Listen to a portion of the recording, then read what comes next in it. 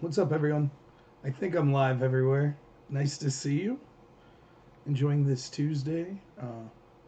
Working again, so it is what it is. But I just want to say, programming note. I know everyone knows at this point. You probably know if you've been following me. I'm having a baby in January, so I'm trying to work 2 jobs. So it cut down on a lot of the time that I was being able to do videos.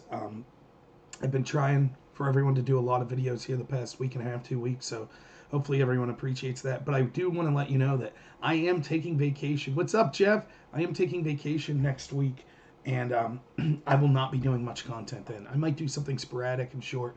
I don't think you'll see many 6-hour streams. So it's a vacation I need, not just from this channel. This is the last thing I need a vacation from, but I'm going to actually get to see some family, some friends that I haven't seen in a while. So just to let you know. Rational, what's happening, man? And so if anyone wants to take part in the chat, just let me know and we can get you hooked up through Discord or through Google Voice or something like that. Whatever's easy for you. What's up, Alan? All the OGs here today, huh? So, yeah, that's just the programming note I wanted to give. So thank you so much. I'm on YouTube, D Live, Twitch, and Periscope right now. So, Jeff asks what I'm going as for Halloween this year. He's going to dress up as a Biden supporter. I actually saw my first 2 Biden signs in 2 different neighborhoods in my hometown. So they're out there. I have to lock my doors, right? But so today we'll just go through, we'll see where it takes us. The conversation takes us, like I said. If anyone wants to join in, please let me know. Consider following me on Twitch and D Live if you're just on YouTube. I'm Normal America with Rob Noor on Twitch, Normal America on D Live. Both of those platforms, particular D Live, I'm really trying to push, but also Twitch as well. People say, why am I on Twitch? Because they're super left-leaning and things like that. That's why I'm on Twitch. Because there is an audience of people there that are tired of just kind of getting one angle of political commentators. And there's a lot of young Twitch streamers that are coming from the left. So I feel like there's a lot of young Twitch audience members that would like, a different opportunity to hear a different side of the argument. So that's why I'm on Twitch. So consider following me on those platforms. And sub and all that good stuff. So we'll go through my Twitter stories that I've linked today, and we'll talk about all those stories.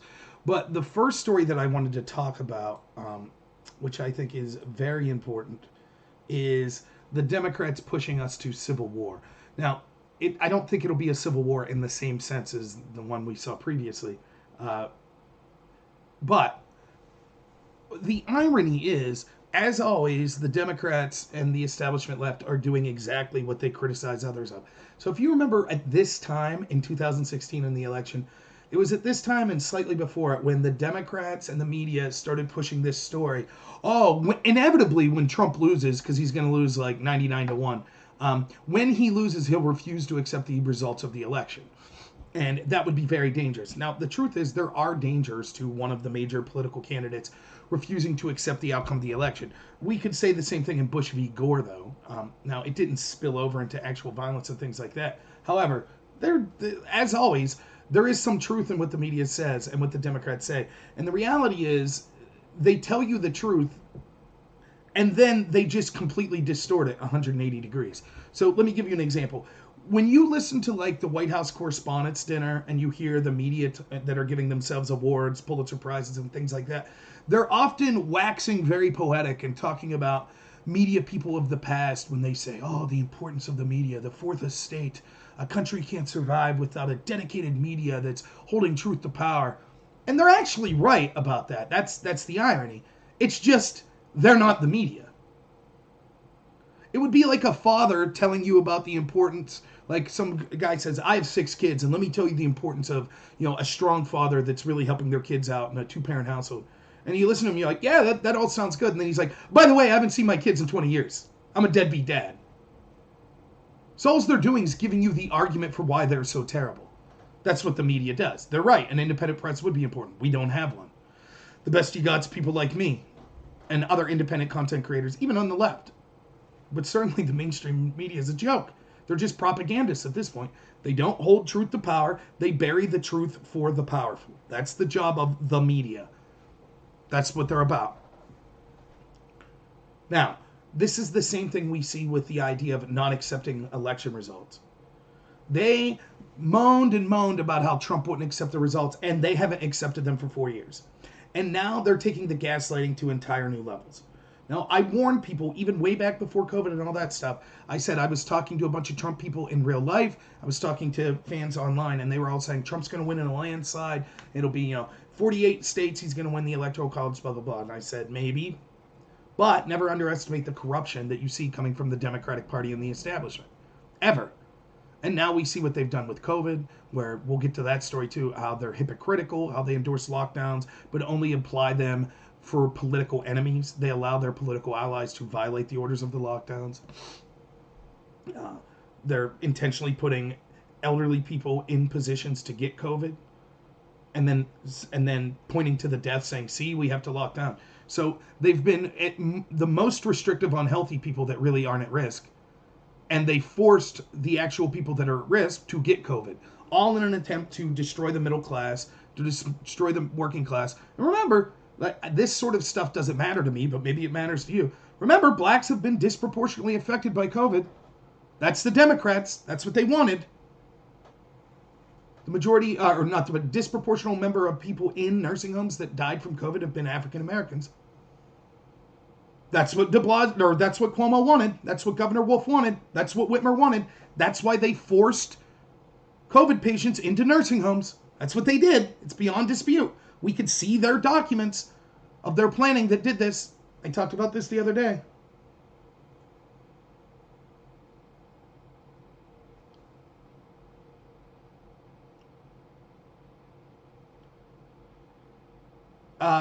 Yeah, let me see if I could link that real quick. That's a fair question. So someone wants me to link the New York Times story that talked about how I think it was basically 90% false positive.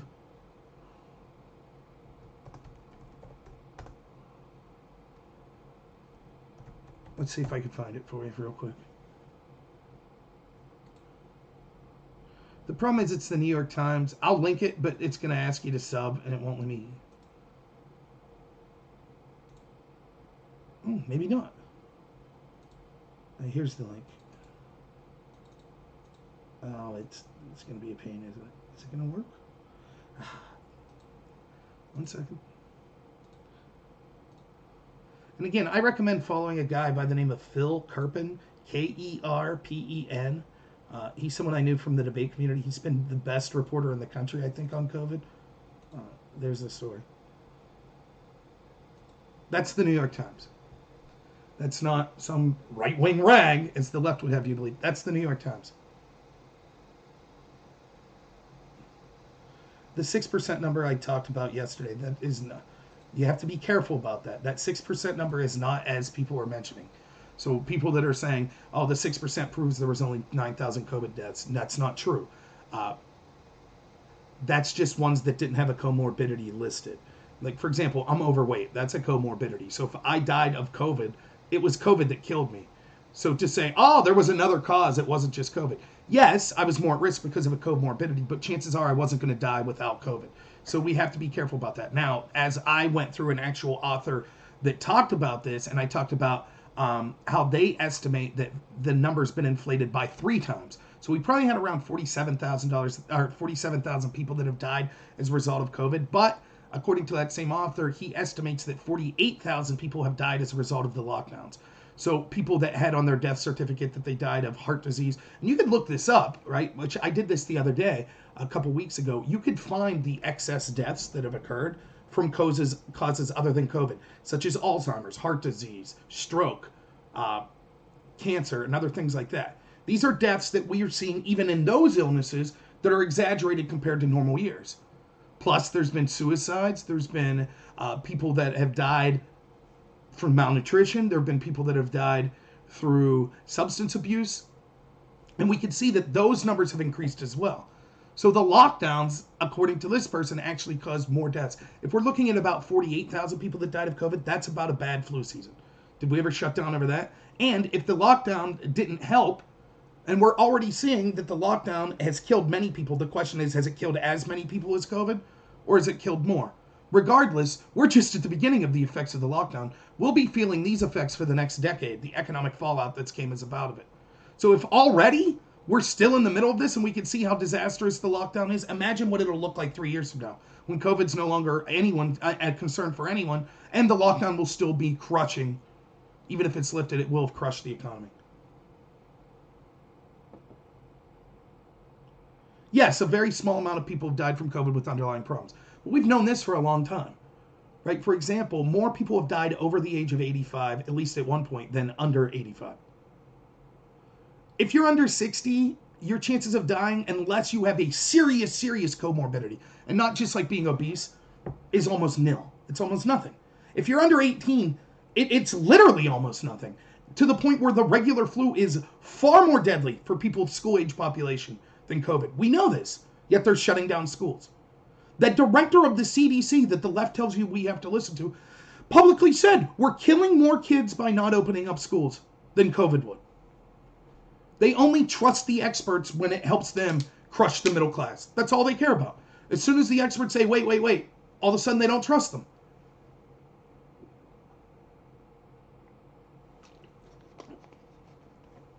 It doesn't mean that you can't blame COVID for 94% of the deaths. For example, let's say someone gets COVID and on their death certificate it lists COVID and respiratory illness. That's a comorbidity. It's not just COVID. Well, there's a good chance that that respiratory illness came from COVID. But that's how many doctors would have written it. So I'm telling you, and it's important. Look, one, it's important to be honest. And I will be honest, even if it's data that doesn't match my ultimate belief that these lockdowns were a disaster. But you don't want to, also strategically, you're making a huge mistake if you're just saying, oh, only 9,000 people have died of COVID. Because then inevitably what will happen is you'll have someone that will be able to take the case to independent people that are trying to make up their mind, and they'll be able to prove how wrong you are. And then they won't trust anything you say after that. They'll say, you lied to me. You said that 9,000 people died of COVID. And while that's technically true, they died only of COVID. Everyone with any reasonable understanding of this understands that if you had a comorbidity of being overweight and you're 23 and you got COVID and were overweight, if someone says, oh, but that doesn't count as a COVID death, that was something else, that's not really being legitimate. And so that's why I think it's important to scrutinize even when we have people that are saying things on our side that seem to buttress the argument that we've been making. I'm not going to sell myself out the same way the left has. So I'm trying to be... yeah, I agree it's a scamdemic, though. But, right, the best way to look at it would be, and this was... Look, we can get into this if you guys want, but I talked about this heavily last night. The best thing to do is look at the excess deaths that we have this year over the previous, 10 years on average. So, for example, how many people in America of all causes died in June 2012 through 2019? Then we take the average of that, and maybe we say 100,000 people on average died every June. Then we look how many additional people died this year. Well, there was 150,000. These numbers are hypothetical, by the way. 150,000. So you might say, 50,000 more died than on average. That must be what COVID killed. But then you start to look, were there other causes of death that increased that had nothing to do with COVID? And we can see that that's the case. There were deaths that went up for things like cancer, heart disease, Alzheimer's, suicide, all of these other things. Deaths went up from them. Overdoses. So we could reasonably believe if we know that COVID didn't cause those deaths, what was a contributor to them? Why did they go up compared to the average? Well, probably because of the cure to COVID, lockdowns. And so then what we ultimately look at is excess deaths minus the excess deaths caused by the lockdown. And that's the number that we could say that COVID's responsible for. And it is about 50,000, which is terrible. Don't get me wrong. Now, this is under dispute. So don't take me at gospel for this. And there are people looking into this. But I myself looked into it who is not a virologist. And it's going to be real tough. Because then you have questions of, keep in mind, the CDC number is assuming that all cases listed of COVID were accurate, which I don't believe they were. Because we have financial incentives for hospitals and coroners to put COVID on the death certificate, even if COVID had nothing to do with it. So we'll never know the real number. But we could already start to see that it's grossly overblown. And there is zero proof that the lockdown helped. And that's my position from the get-go, right? Remember this. I admitted from day one, I have no idea how serious COVID is. None. I have no clue. It could kill 10,000 people. It could kill 2 million people. I have no clue. I don't know. I didn't have any special insight. I'm not an epidemiologist. What I did know was this. We should not give up our rights unless it's proven to us that that will be necessary and it will significantly help. And I said from the get-go, I did not see any evidence that this universal lockdown would save lives, or that it would save enough lives to be worth the cost of destroying the economy, taking away our rights, and killing people from the lockdown. I still have yet to see that evidence. And yet, we plug along with this plan. That's the problem. No one with any common sense ever said, COVID's not going to kill anyone. That's how the left's trying to pigeonhole this. That's not what I said. And I don't agree with anyone that said that. I didn't know. I still don't know. But what I do know is this. I don't see evidence that the lockdown worked, and I see the same experts and politicians that were telling us the lockdown was necessary violating the lockdown all the time when it politically benefits them. So that's how I know they're full of it.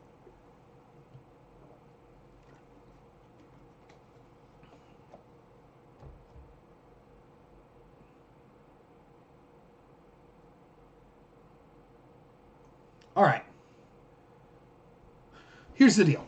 We'll get more into the COVID thing in a minute, but what I wanted to talk about, we started talking about, was the idea of the left not accepting the election results. So we've seen that, and they've done it in every way whatsoever. So they told you in 2000, I don't need to tell you why it's dangerous. They told you in 2016, remember? Oh, Trump's not going to accept the election results and blah, blah, blah, blah, blah, blah, blah, blah.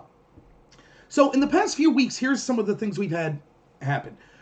The Democrats put together a war room type simulation where John Podesta played the role of Joe Biden. And in that simulation, they refused to concede the election. Hillary Clinton has since came out and said that under no circumstances, even if he loses, should Biden concede the election. We've had other politicians, political strategists, and media people say that that there's no way he should concede the election. We've had this garbage story being floated that Trump's rounding up mailboxes so people can't vote. We've had people saying that we need universal mail-in ballots and there's no fraudulence with those whatsoever, despite the fact that we can clearly see that that's the case. We've actually seen just in the primaries, some races up to 20% of ballots being lost. That's not even considering the fraud.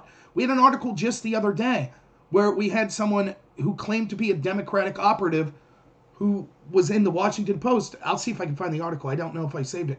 But was admitting, here's how I've stole elections in the past. Here's how you could commit fraud with mail-in ballots. We know that's the case. And while they're pushing for that, the very experts they tell us to trust, Dr. Petersen and Dr. Fauci, have both said there's no problem with voting in person.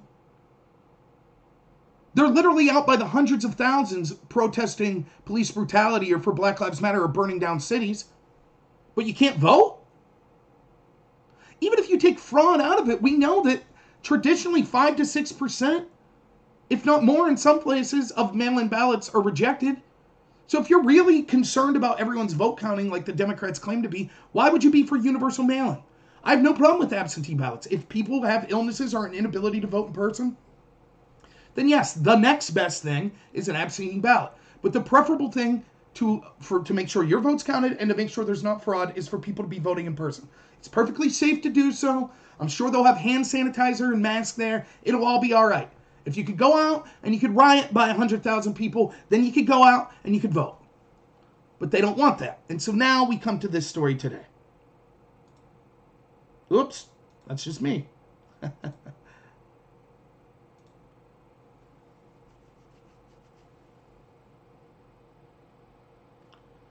Dem group, let me make sure you guys can see this. Yeah. Dem group warns of apparent Trump election day landslide. A top Democrat data and analytics firm told Axios on HBO it's highly likely that President Trump will appear to have won, potentially in a landslide on election night, even if he ultimately loses when all the votes are counted. Way more Democrats will vote by mail than Republicans due to fears of the coronavirus, and it'll take days, if not weeks, to tally these. This means that Trump, thanks to Republicans doing almost of their voting in person, could hold a big electoral college and popular vote leads on election night. Hawkfish CEO Joe Mendelsohn calls this scenario the red mirage. We're sounding an alarm and saying that this is a very real possibility, that the data is going to show on election night an incredible victory for Donald Trump. When every legitimate vote is tallied and we get to the final day, which will be someday after the election, it will in fact show that what happened on election night was exactly that, a mirage. It looked like Donald Trump was in the lead, and he fundamentally was not when the ballots got counted.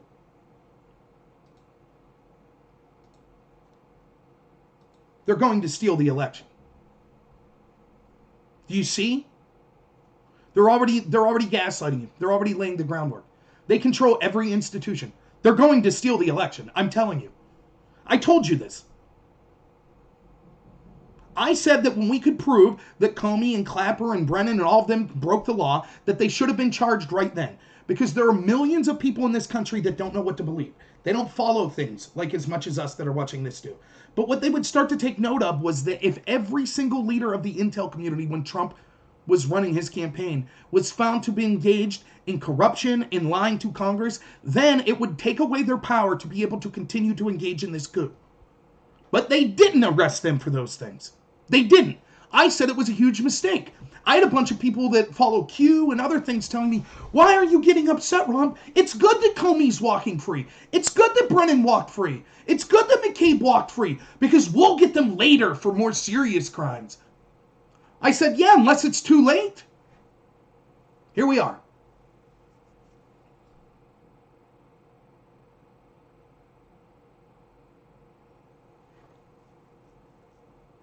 So don't believe your lying eyes. If Trump's ahead in 48 states on election night, he still lost. He still lost. You get it? You see how that works? We'll figure out a month or two, but trust us, there's enough ballots out there. Trump actually lost. That's what they're telling you. Clinton's saying Biden's not going to concede. I still don't think Biden will be the nominee, but you trust John Roberts? You trust the Supreme Court that just told you? You can't go to church in Nevada, but you can go to the casino. You go to the liquor store. You trust them when it goes to the court? You think they're going to roll in a way that's beneficial to Trump? You starting to see the problem? The damage is done. It doesn't matter. No matter who wins this election, no one's going to believe it. Then what? You know what happened in the Podesta war game scenario? You know what happened? This is how it's played out. Podesta refused to concede. So the House declared Biden. Podesta's playing Biden. The House declares Biden the winner. The Senate and the White House declares Trump the winner. And then the military intervenes. Because California and other places will threaten to secede.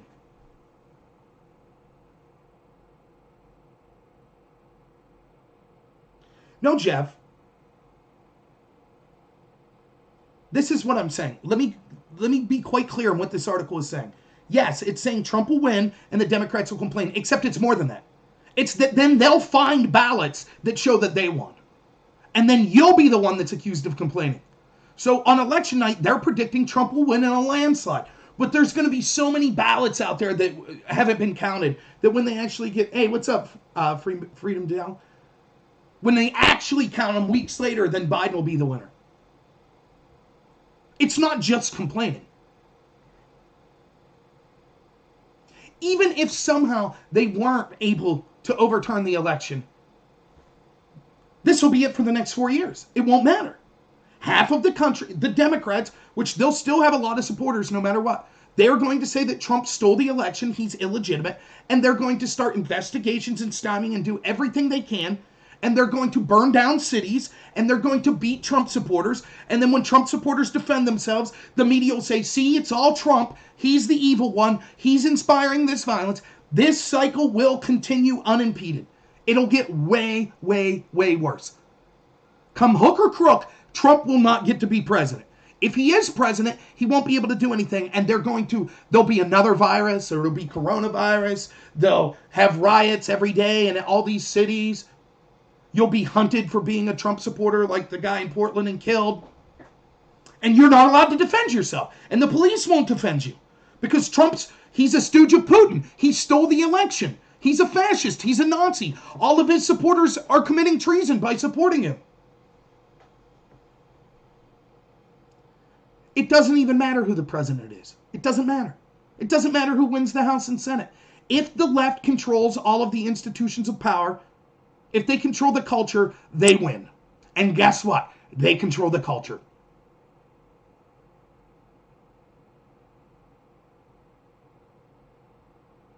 Bland but Spicy says, secretly, I think you want him to lose. That's not true at all. I know he can't handle the job. I mean, it takes real trolls to come in here and see what's going on. To see all of the Biden supporters burning down cities and murdering Trump supporters and say, oh, Trump can't handle the job. Even if that was true, I'd rather have someone that couldn't handle the job than someone who's actively trying to burn the country to the ground. That's what Joe Biden's doing.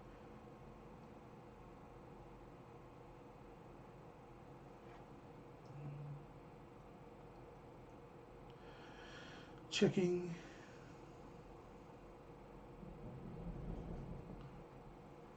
I don't care what you say Biden is. The leftists aren't leftists. The rightists aren't rightists. Left and right's a false dichotomy at this point in the United States. It's establishment versus those that the establishment despises. Biden is the establishment. So's Black Lives Matter. So's Antifa. That's why you had the president or the presidential candidate for the Democrats. That's Joe Biden. That's why you had his staffers bailing out rioters. That's why you had the vice presidential candidate for the Democrats, Kamala Harris, who is the de facto presidential candidate because Joe Biden has dementia. That she personally instructed people to bail out the rioters. But we have to pretend, oh no, they're against the violence. I don't care what Joe Biden's record is. Look at Black Lives Matter's record. Look at Antifa's record. I don't see what you're not getting here. What I'm telling you is the people you think are noble leftists aren't noble leftists, and they're backing Joe Biden. So technically you're right. Joe Biden isn't some extreme left-wing person. Joe Biden is an extreme establishment person. And so's Black Lives Matter, and so's Antifa. They'll be cracked down upon if they decide they want to go against Joe Biden, just like they did Lori Lightfoot. Threw them in jail when they came for her. They're just being duped right now to back Joe Biden. That's what's happening. And Joe Biden and the Democrats were more than happy to encourage and bail out rioters burning down our cities, pretending that there was no violence until the poll numbers showed them that, people don't like that. Now they're pretending, hey, forget the fact that we were bailing them out last month. Now we're telling you they're bad this month and they're all Trump supporters. Yes, Antifa is backing the establishment. Did Antifa protest? Isn't Antifa like supposedly an anarchist group? How many protests did you see Antifa burning down things, attacking things, having marches against the lockdowns? You know, the lockdowns, one of the biggest government infringements of your rights, regardless if you think it's proper or not. Shouldn't anarchists be against that? Oh, but no. In fact, in Europe, Antifa marched against people that were against the lockdown.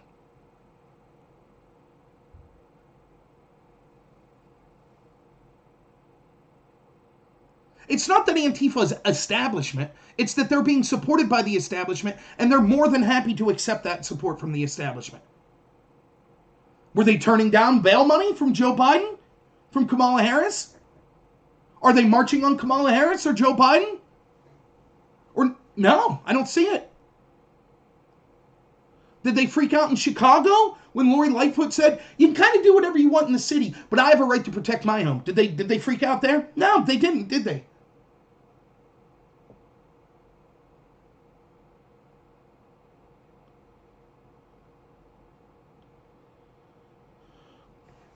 But here's the deal, Freedom Dow. I understand the argument that's made. So, Antifa is just a loose collective of people. But there's two things. One, it is apparent that there is funding for Antifa.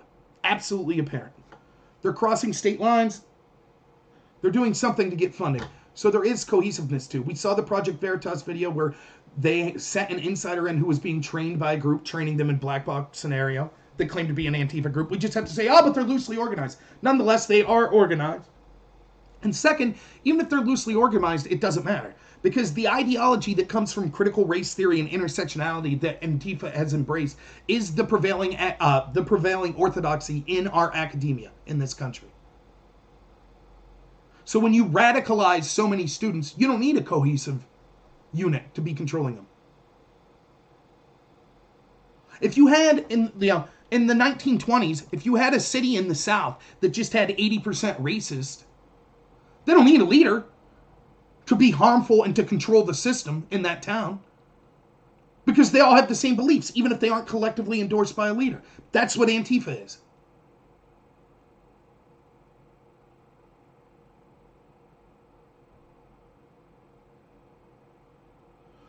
Yeah, Bland but Spicy says, I know an Antifa guy. He has a ton of guns, but he's a rich white kid who's a true believer. Yep, that's what most of them are.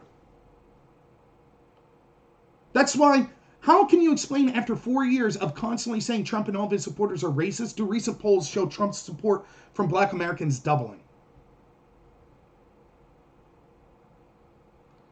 I would argue the single issue is that a lot of black Americans are like, why are there a bunch of outside white agitators coming into our cities and burning them to the ground? But I'm the racist.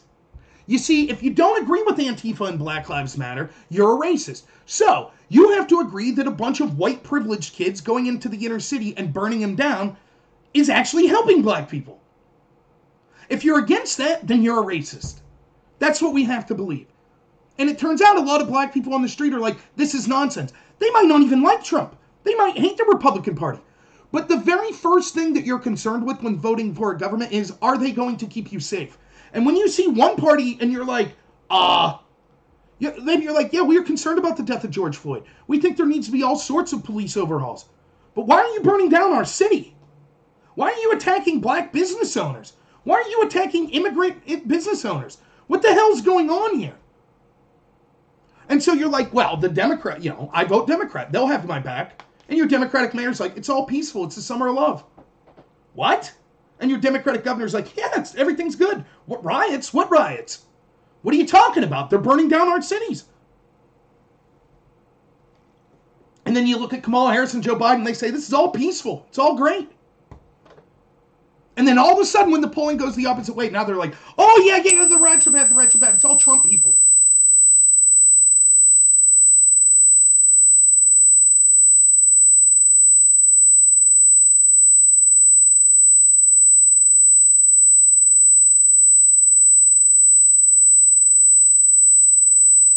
I don't know what you mean 1% to 2%. But yeah, you're right, the people aren't healthy.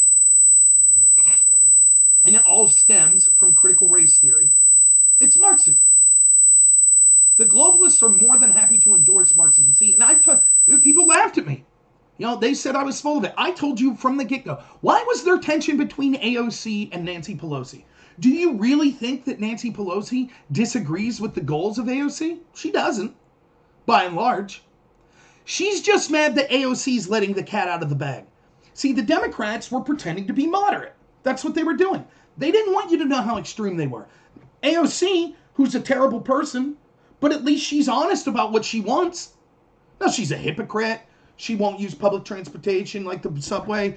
Instead, she leads a more carbon footprint, all sorts of hypocrisy with AOC. It's not worth getting into. But she was honest about what she wanted. So it was a stylistic thing. Pelosi's saying, hey, you dolt, of course we want everything you're saying. Just don't tell the American people that. We don't want them to know that we're out to destroy them. And AOC's like, yeah, I do want them to know. That's what we want. That's what's going on. And then I further want to say, there's a difference between the real believer Marxist and the establishment Pelosi, Schumer type people. Here's the difference. The Bernie, the AOCs, they want total government control over your life. Total. They want the Green New Deal. Total government control over you. They'll promise to give you the bare minimums of life. The economy will crash. We see what Bernie supporters want. Re-education camps for you. AOC, it's the same way. They despise you. They think anyone's who racist, who disagrees with them, they'll come at you. They're just the new Mao. They're the new Stalin. That's what they are. This is how Mao and Stalin started off. They didn't start off saying, we're going to kill all of our opponents. They said, we're morally just. We're helping poor people. Give us all the power. Let's have a huge, incredible government, and we'll have all the power, and then we'll solve things. And then it led to tens of millions starving to death, being executed, putting in gulags, etc. All for the greater good. You don't think that Black Lives Matter and Antifa people, these Bernie and AOC supporters, just watch them. They are totally convinced it was a good thing that guy was killed in Portland the other night, the Trump supporter. He's a fascist. It was a great thing. That's exactly what a Bernie and AOC administration will look like.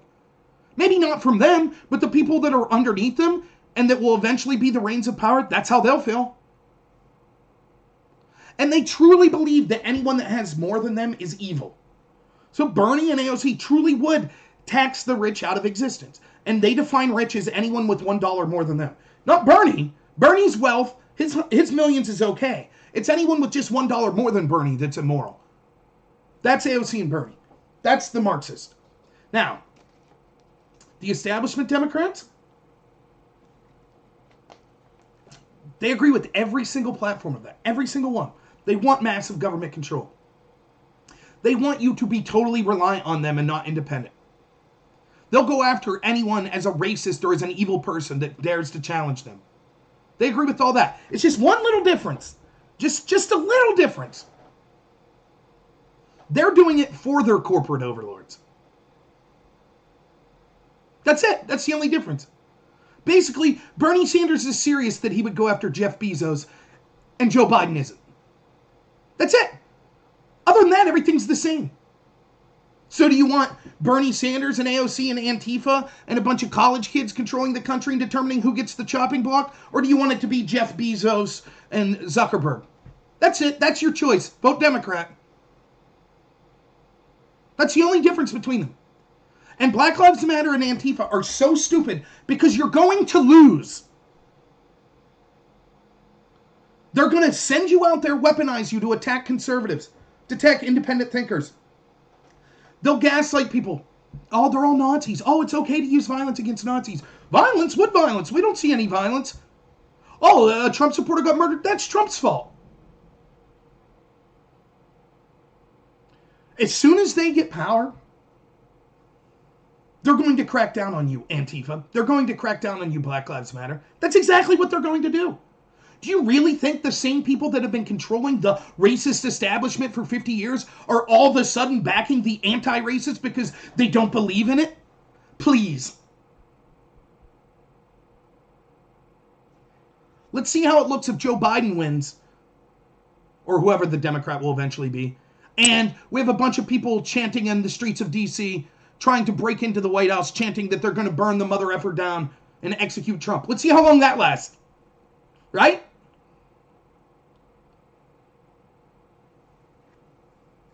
Let's see how many Chaz zones are able to pop up if the Democrats are in control, and it would be blamed on the Democrats. Let's see how long that lasts. You think that the mayors are going to be like, oh, cool, yeah, go ahead, do your thing. You think that's what Democratic mayors are going to do? You think the media is going to be like, oh, it's all cool.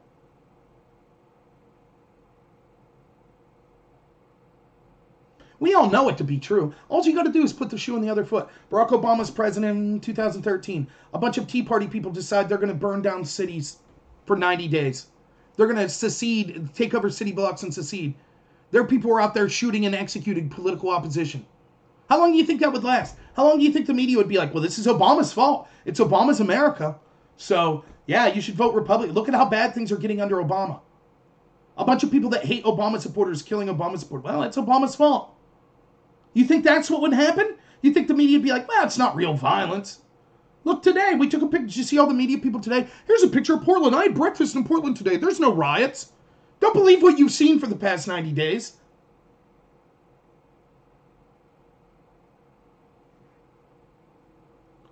Of course not.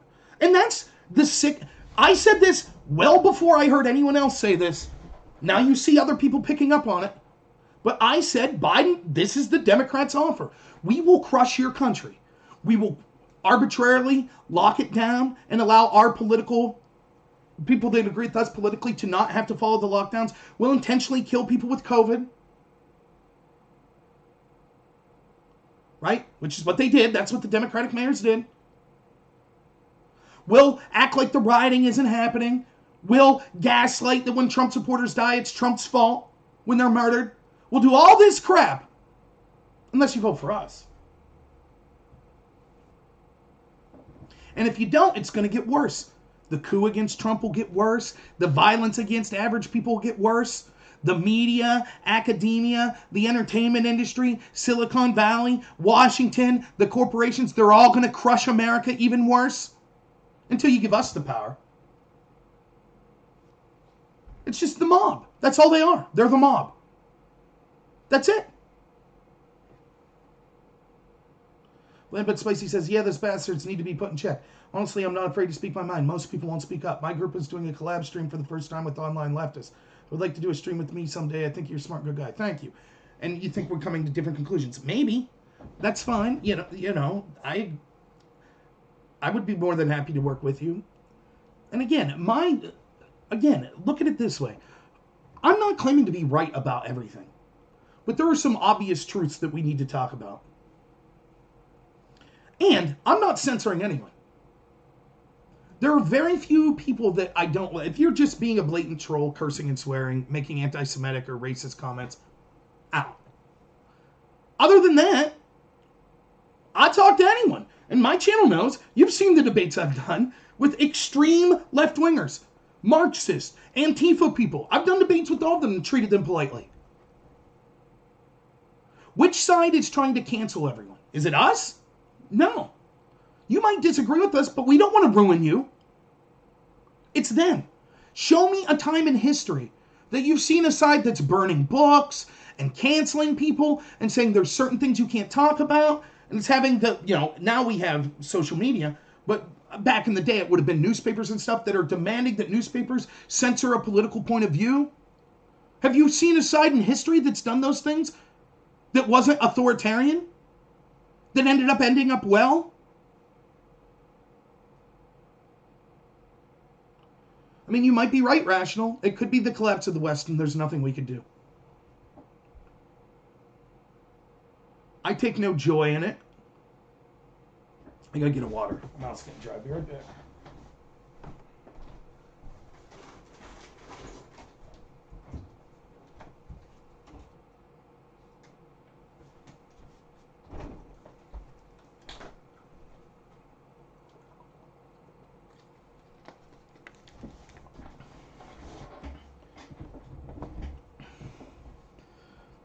Yeah, well, it is China, right?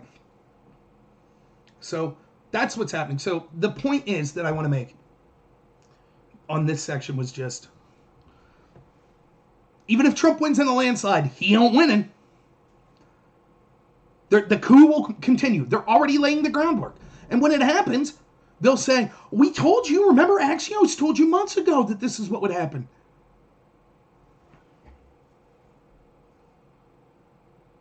You want to know why I push back against things like critical race theory and the ideas of white privilege? You want to know why I push back on them? If you could somehow come from outer space, or you were in it frozen for 100 years, or you're just from a different country, and I would show you two videos. One would be the Kyle Rittenhouse video of a mob chasing him, guns firing. He turns around as the guy's lunging for his gun, shoots him.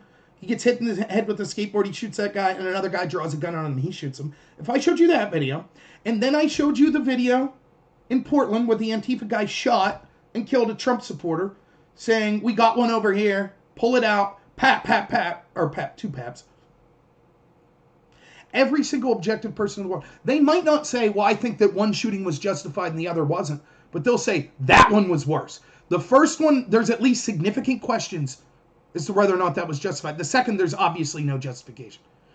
That's what every objective person without context could say. If I could somehow change it, if there was a Biden supporter that was in a coma for a past week,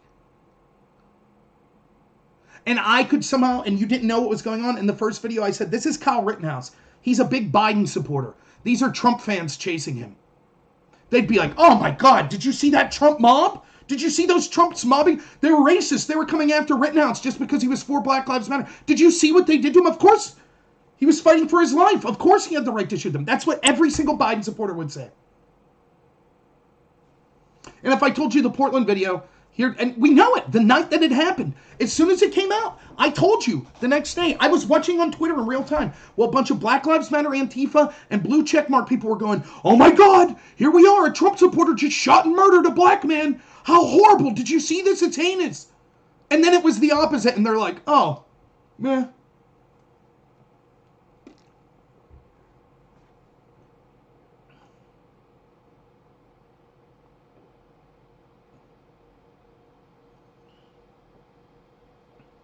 Of course, Luke. He says, I looked into Antifa channel the other day. They asserted it's wrong to hold discourse with people you disagree with because that just platforms their views. Yes! I've been telling people this for years. This is postmodernism. Postmodernists believe that there is no such thing as truth. That any discussion with someone is merely a power struggle. And so you could only lose by engaging in a good faith discussion with someone. That's what's being taught on universities. So it isn't any surprise that a group like Antifa would say, our enemies are Nazis, we're justified to use violence and kill them, and we never talk to them because talking to them can only cause harm. Of course! That's what's being taught on academia. Remember when the girl put a Jordan Petersen speech up, a grad assistant, and was drummed out? There was audio of her being drummed out.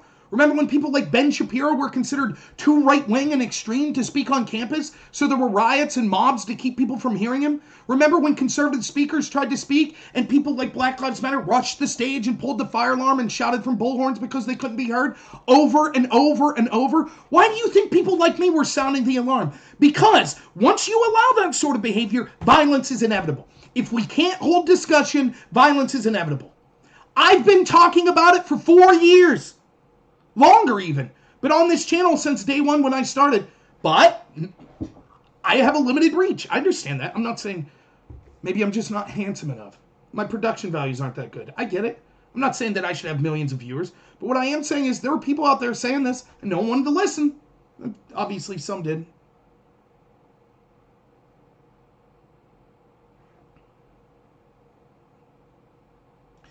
Yeah, the guy that Chuck Cannon hit does have a GoFundMe. That's true.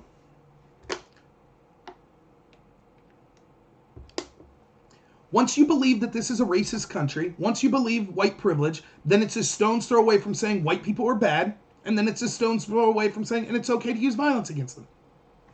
That's it. And so then, and that doesn't, it's not just white people, it's all of the cultural Marxist groups, right? Because they separate you again in all these groups. So I'm not, I tell you this all the time, I'm not Rob Noor, I am white, I'm male, yes, I'm Christian, I believe to be Christ-like, I don't go to church. Heterosexual, was born in the United States. Oppressive, all 5 of those are oppressors. Fat guy, oh, I'm oppressed. So I can get rid of the deal that's being offered to me by the left is, Rob, just embrace your fatness. Talk about how you're a victim for being fat. And then we'll forget about all the stuff that makes you an oppressor. But the number one thing is what? You have to agree with them. Above all of that, you could be the most oppressed person in the world. You could be gay, you could be a Muslim, you could be a person of color, you could be transgendered, all of that at once, but you're Republican. They hate you more than anything. They'll attack you like you can't believe. Because they might not like someone like me, but they really hate when people come from those oppressed groups and don't follow their party line. They despise that. Because that proves that they're full of it. So once you start saying you're from an oppressive group and it's okay to punch Nazi, do you see how this went? They start in the extreme, and then when people talk about slippery slopes, oh, slippery slopes don't exist. I could bring up discussions I had on the website Above Top Secret, where I had this discussion 3.5 years ago. I had this discussion with groups of people on that website from the left that were like, yes, it's okay to punch a Nazi. And then I'm arguing, I'm like, but this is a huge mistake, because once you say that, then you're just this far away from saying, oh, and this person's a Nazi, even if they're not. And then the next step was, I had someone saying, all Trump supporters are fascist. And I said, okay, let's assume you're right. What should we do to them? Well, we need to silence them. We can't give them a voice. Okay, but what if they have a voice? Well, then we need to intimidate them or use violence to shut them up. But what if that doesn't work? Well, then sadly, it could come to a point if Trump's going to get enough power that we'll have to start killing all of his supporters. That was said. That was said. And I was like, holy shit. You really believe this? Does everyone hear what this person's saying? And you know what the majority of the people on the left on that website said? Most of which I considered reasonable people. They were like, well, but he's just saying you could envision that scenario, that it might have to happen.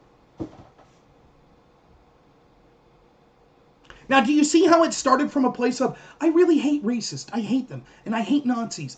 I despise them, and I just want to do the right thing. And then a few short steps to, yeah, we might have to kill all Trump supporters. I really think this country was founded on racism, and it's a terrible country. Few short steps to, yeah, burn the shit down. It's okay to go out and shoot fascist Trump supporters. That's what happens. It doesn't matter if it's a mainstream opinion. Bland but spicy. It doesn't look mainstream right now. We just had Ted Wheeler. Like, let me put it to this to you, Bland and spicy, okay? We had Ted Wheeler, who is the governor or the mayor of Portland, right? He said, in his speech the other day, he said that we haven't seen riots like this in our lifetime. That's how bad Donald Trump is, because he's encouraging these terrible riots. So let's just take that step by step. Hey, thank you, Iron Crane. They're here, man. Making fun of my curtains. Thanks for being here, man. You're one of my first followers. Thank you.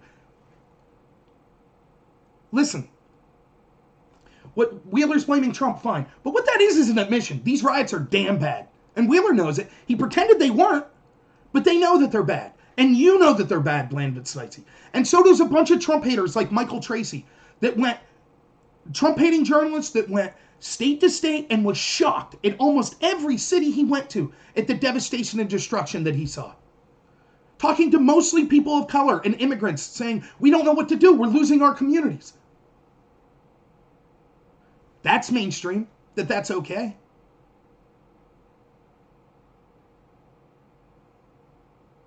If I would have told you 2 years ago that we're going to have 60, 70 cities have major riots, and that the predominant orthodoxy from academia, the entertainment industry, Silicon Valley, the mainstream media, and at least one of the two major political parties would be, that's okay, these are totally justified. If I would have told you that NPR would have had people on saying, oh, using the term riot is racism, or they would be promoting a book that said looting and rioting is necessary for blacks to have a voice. If I would have told you that 2 years ago, you'd have said, there ain't no chance in hell that would happen. That's literally the prevailing voice right now. If I would have told you that someone that from all evidence clearly was being mobbed, had gunshots fired at least in the direction of the people that were mobbing him, physically beaten, and shot in self-defense, and we would have literally the majority of people with a big voice in this country saying that he's a mass murderer and that we all have to condemn him before any facts came out.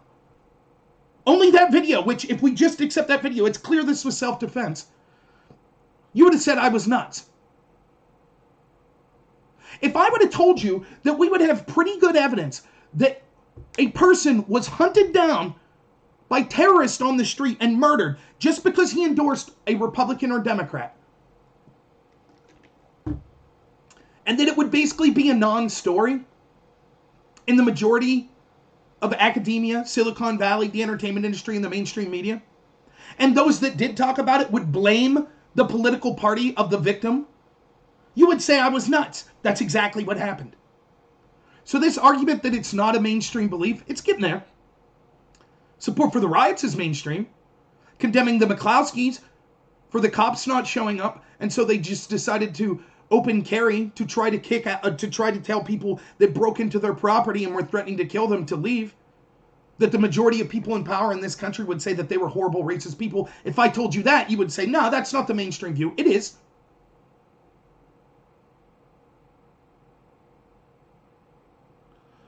Bland but Spicy says, the right-wing establishment's denial about American attitudes on race has been a huge factor in these riots. Not entirely, of course. Our culture is very messed up. Absolute nonsense. That has nothing to do with it. Nothing. At all.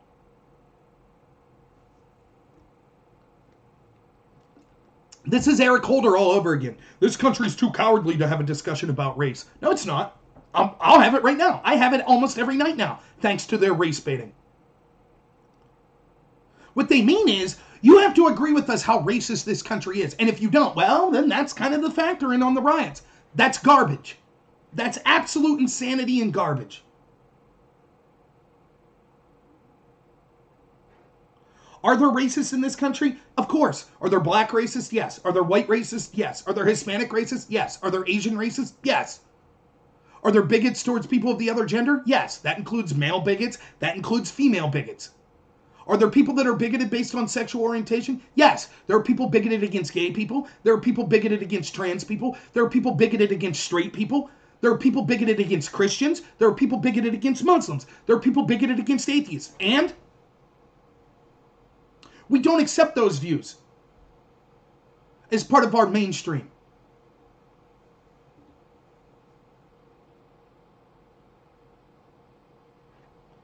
That's fine, Blaine. Yeah, we're live, KJ.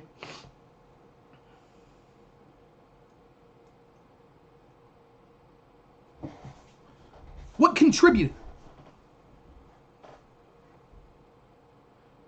That Al Sharpton out there spurring the Crown Heights riots? That I don't agree with Al Sharpton, who cheered on those riots? So it's my fault?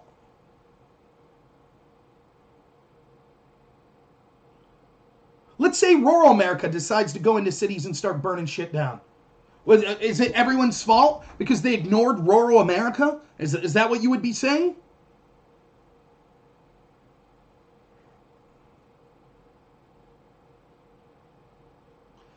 Well, that's true, KJ, but you missed what I was saying earlier. So for those of you that came in later. You remember when the Democrats told us that it would be a step towards civil war and disaster in this country if Donald Trump and his supporters didn't accept the results of the election? Let's see what the Democrats are saying today. Democrat warns of apparent Trump election day landslide. Top Democratic data and analytics firm told Axios it's highly likely that President Trump will appear to have won, potentially in a landslide on election night. Although he'll lose when we count the mail-in ballots. We're sounding an alarm and saying that this is a very real possibility. The data is going to show on election night an incredible victory for Donald Trump. When every legitimate vote is tallied and we get to the final day, which will be someday after the election, it will in fact show that what happened on election night was exactly that, a mirage. It looked like Donald Trump was in the lead and that he was, but he fundamentally was not.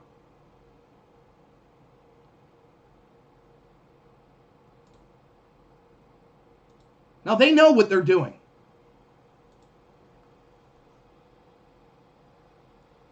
They know that no matter what now, if Trump wins, that their supporters will say, oh, Trump stole the election, which will increase the violence, which will allow to another coup against Trump.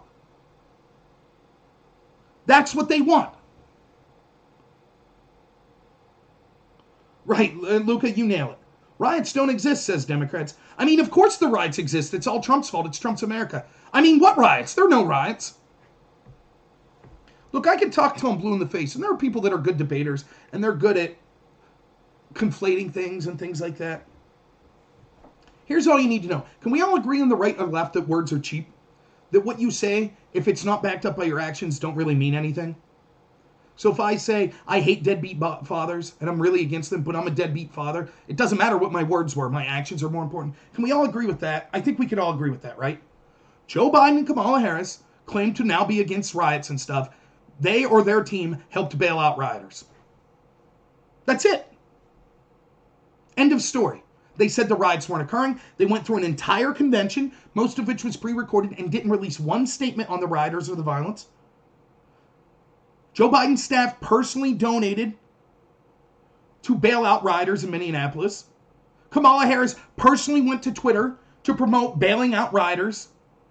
And now they're saying, of course we're not for rioters. We just want peaceful protesting. Then why did you bail out the people that were arrested for rioting? I don't care what they say. They're lying to you. They're lying. That's it. That's the end of the story.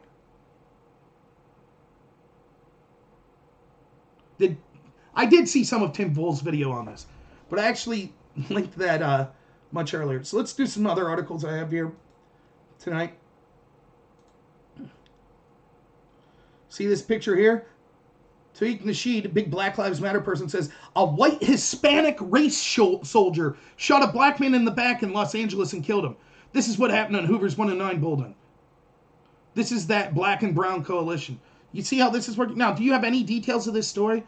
From what I'm hearing, I don't know what's going on. As always, I'll wait until I see evidence. I haven't seen any video. Allegedly, this man pulled a gun on police. But the point is, just like with the George Zimmerman thing, isn't it funny how they conflate? Now Hispanic people are white. If a bigoted white person for racist reasons commits a hate crime against a Hispanic, it's white person harms person of color, racism against person of color. If a Hispanic person harms a black person, then it's white person harms person of color. Let me speak to my Hispanic friends for a minute. I don't speak to people just on their skin color and things like that. I think it's absurd. Hispanics, blacks, whites, Asians, whatever. You all have your own thoughts. But it's important that we have to speak as groups because that's what the left groups us into now. If you're Hispanic and you think 50 years from now, when Hispanics will be the majority of this country, which is fine by me, I don't care. I'd rather have people that think like me than people that look like me, so I don't care at all. If you don't think that you're not going to get blamed for the legacy of slavery, you're absolutely wrong. Absolutely, you'll just be another white person to those that seek to divide us by race. Now you might say, what the hell do I have to do with that? What do my ancestors have to do with slavery? It doesn't matter. The logic doesn't matter. Kamala Harris, whose great-grandparent personally owned slaves, is running on the idea of the 1619 Project and that her culture is one of being a slave, when her culture is one of owning slaves. Now, Kamala Harris shouldn't be judged for that. I don't care. But how the hell can you claim, just because of your skin pigmentation, to understand slavery if your ancestors owned the slaves?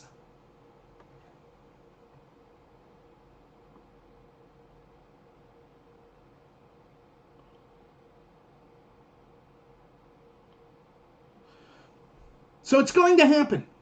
They're going to blame it. It doesn't matter. The game doesn't end. And maybe 200 years from now, something happens and blacks become the majority of the country. Okay, there will be people that will say, blacks are the majority. You're bad for XYZ. That's how stupid this is. Thank you again, Iron Crane. Kudos to mods. Absolutely. Modus is great. Rational Wrong Thing's great. JoJo's great, except he's my brother, so. No, he's great too. They are awesome. I do have some of the best mods, so thank you. Who knows, Line Jumper? It doesn't matter. The details don't matter. He says, I'm Blackfoot Native American, and does that mean I'm really white? Maybe. It depends. If you're conservative, then yes. If you do things that they don't like, then yes, you're a white person. If not, if you're a white person, but you're on their side, then you can claim to be a minority, like Rachel Dolezal or Elizabeth Warren. See some more video or stories. Next. Austin Petersen, former presidential candidate for the Libertarian Party, says, 2 weeks ago, I was not even considering voting for Donald Trump. In 2016, I tried to run against him. Now I'm thinking about it, and the outpouring of hatred and condemnation and derision is pulling me more in that direction. The left and all of their movements must be stopped. Oops, sorry. This is something I'm saying to my moderate friends out there. I understand not liking Donald Trump. I do. There are personal foibles about him that I could totally get. There are policies that he's had that I could see not liking. How could you support this Democratic Party? They are the most toxic party in the history of this country right now. Well, other than the Democrats that endorsed slavery back in the day. But this is just the latest reincarnation of them. They do not believe on judging you based on the content of your character. Joe Biden said it best. If you're not voting for him, you can't be black. They're repealing Proposition 209 right now in Florida. Right now, the Democrats are fighting to repeal it. A proposition that literally says, let's see if I can find it real quick.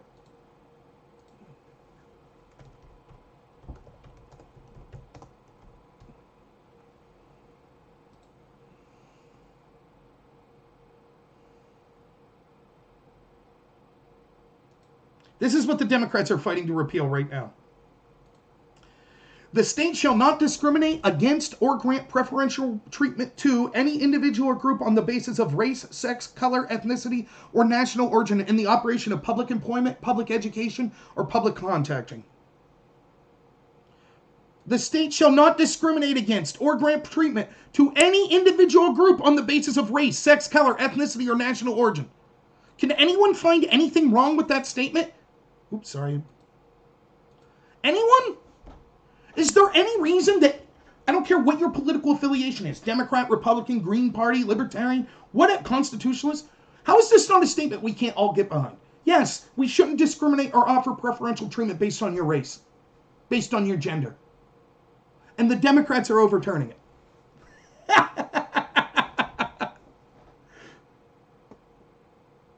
Yeah, another Biden quote, poor kids just aren't as smart and talented as white kids.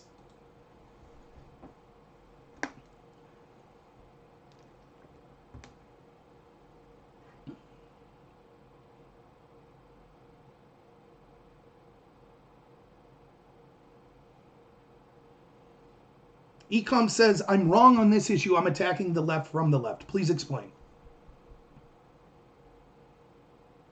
I do not believe treating people based on the content of their character is a left-wing position. I will never believe that.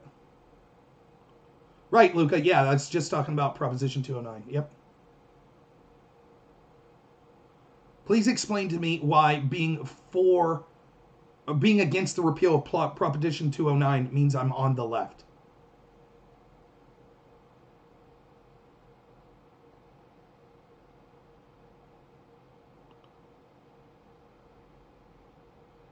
That's who the Democrats are now, though. They no longer care about the content of your character. They just care about your skin color. That's what they are. They believe that they could use political violence to get their way. They believe that all the institutions should be controlled by them solely and that we should censor anyone who disagrees. That's what they believe. They believe that you're guilty until proven innocent if you disagree with them, like they did with Kavanaugh. They believe... What is a protected class? I have no clue.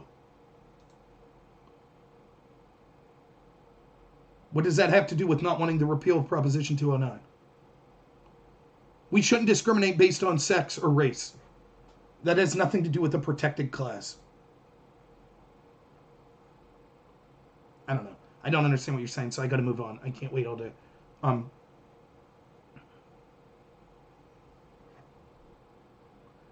I'm against race-based policies. I'm against affirmative action. I'm against discriminating or offering preferential treatment based on your race, gender. I repeatedly say that I think it's one of the devastating causes of actual problems we see in Black America, that they've been made perpetual victims, that they've been treated like children, that they've not been afforded the human basic right of self-liberty and self-responsibility.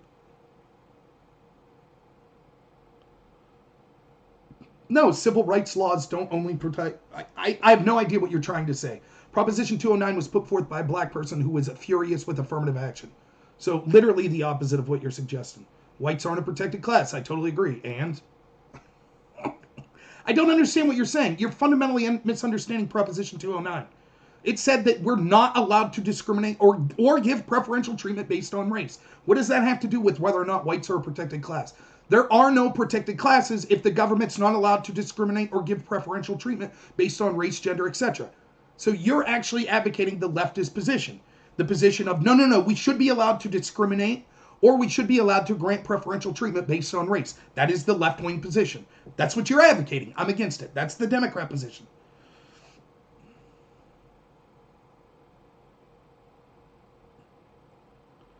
Lucas says, a few years ago, I conducted a statistical analysis of Prop 209 on minority graduation rates at the University of California schools. Even correcting for incoming academic qualifications, minority graduations increased substantially after Proposition 209 got rid of affirmative action. I believe it.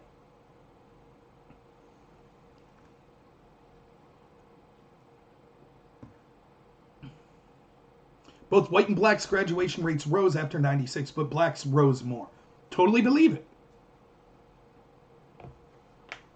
Lyndon Johnson said for a reason, I'll have these N-words voting Democrat for the next 100 years.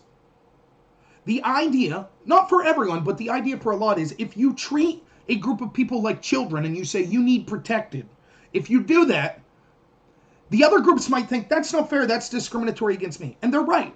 But ultimately, the group that it harms the worst is the group that you're infantilizing. You're treating them like children, just like with your own kids. If you never leave your kids get out and experience the world for themselves, it's a huge mistake. It's hugely detrimental to them. So when you tell a community of people, there, you need special help because of your race. Oh, the world hates you because of your race. Nothing's your fault. No, no, no, no. We'll make sure you don't have to have as good a grades to get into schools and things like that. What you've done is incentivize over and over and over, generationally, people to not improve themselves.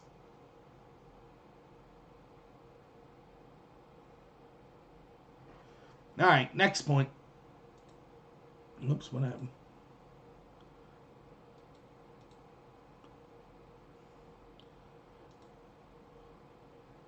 New York Times. Biden condemned violence. Why won't Trump? Only one candidate incites his supporters to mayhem. There are millions of people that will believe this. Millions. Millions of people will believe that all the violence is Trump supporters. That Trump's out there telling his supporters to be violent. That's literally the opposite of the truth.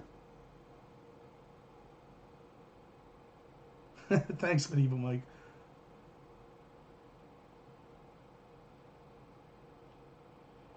J.Mash says, Dems are the ones that will stabilize the country. We'll see. Let me just ask a question to you, J.Mash. Let's say this. Let's say that Biden wins, right? Biden wins, okay?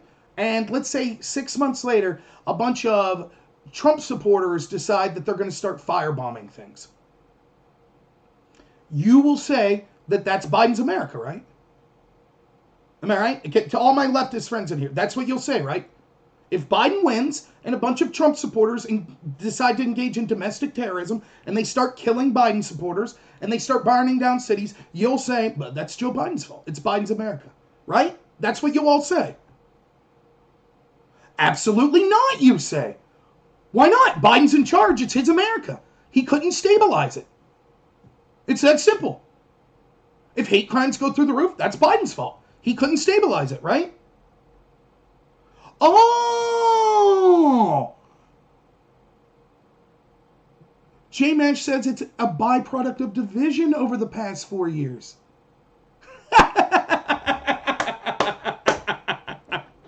Uh-huh.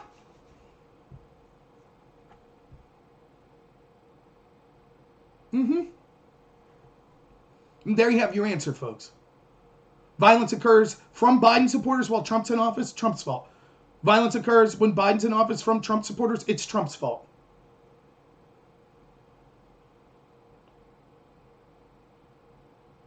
Do you see the cognitive dissonance? It's a religion. That's all it is. They have nothing. Everything is evidence of their position. Everything.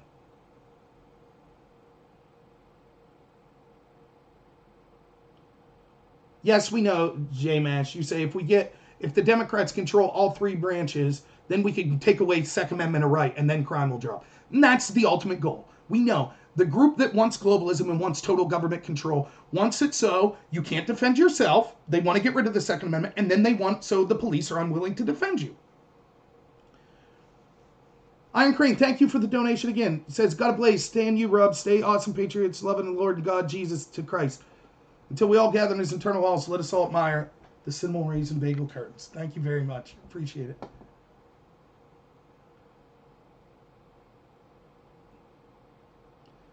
Ecoms, yes, I understand. I don't think you're following me. Yes, the reason the Democrats want to repeal Proposition 209 is to discriminate against whites. Totally agree. That's why I'm against the Democrats repealing Proposition 209.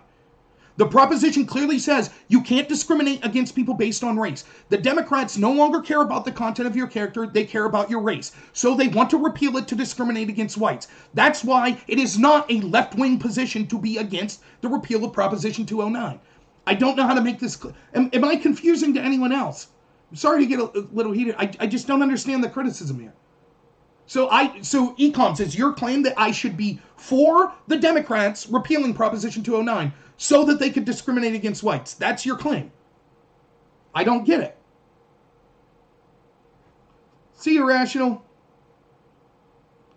Right, and it's not just to discriminate against whites, it's also to discriminate against Asians and others.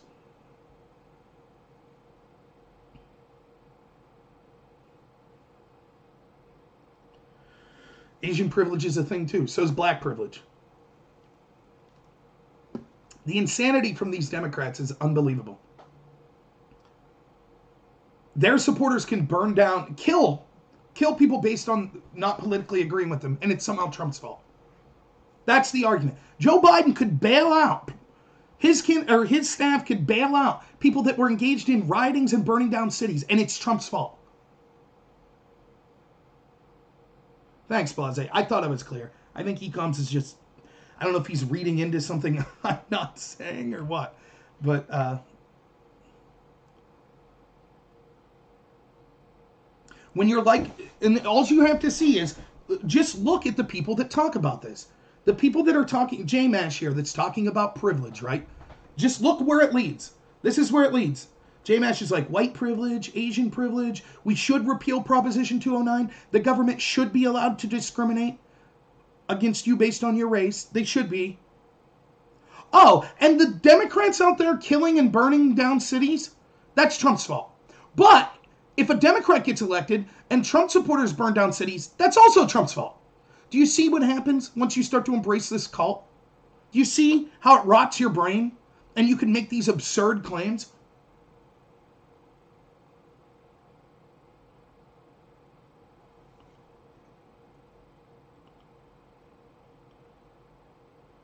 I didn't say what before. I thought it was heavily implied.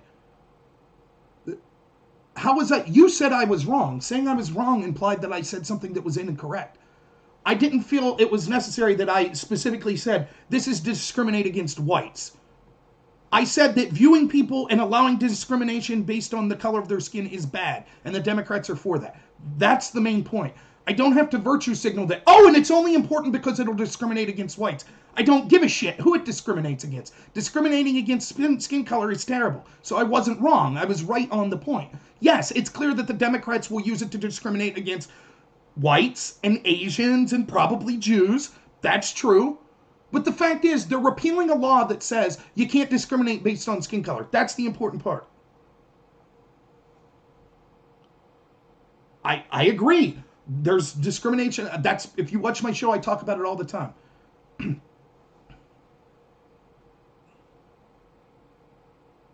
All right, next.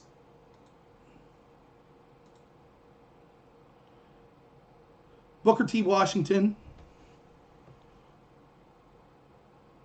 says, this was from, I think it was the early 1900s, says, there's a class of colored people who make a business of keeping the troubles, the wrongs, and the hardships of the Negro race before the public. Having learned that they are able to make a living out of their troubles, they have grown into a settled habit of advertising their wrongs, partly because they want sympathy and partly because it pays. Some of these people do not want the Negro to lose his grievances because they don't want to lose their jobs. That's absolutely correct. Racial grievance is a great way to get wealth and to get power. And that's what this is about. That's what the agency of Black Lives Matter and the Democratic Party is about. Next. Let's hear some of those. I'm constantly told by Black Lives Matter, they're not racist. It's nothing like that. They just want to end the violence. Oh, wait.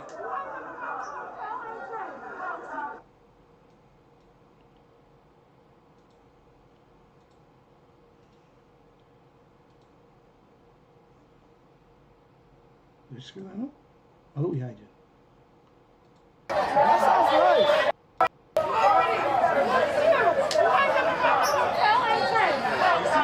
Yeah, I think we're not disagreeing. That sounds right.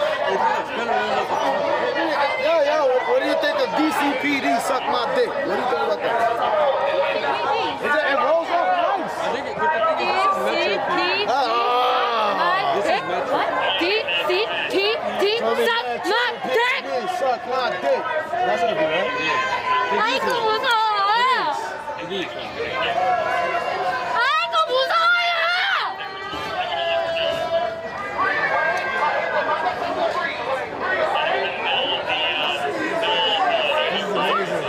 This is amazing. 기분 좋아? 돼지 새끼니까 기분이 너무 좋아?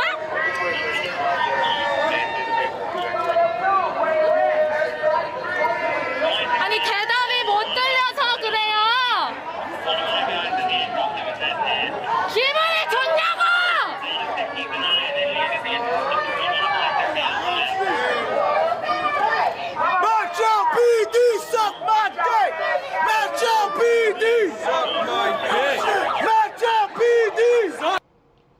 So, yelling at minorities and stuff's cool if you're Black Lives Matter. Yelling S by D's cool if you're Black Lives Matter. Totally cool. They're just looking for racial justice, right? That's all. That's all it's about.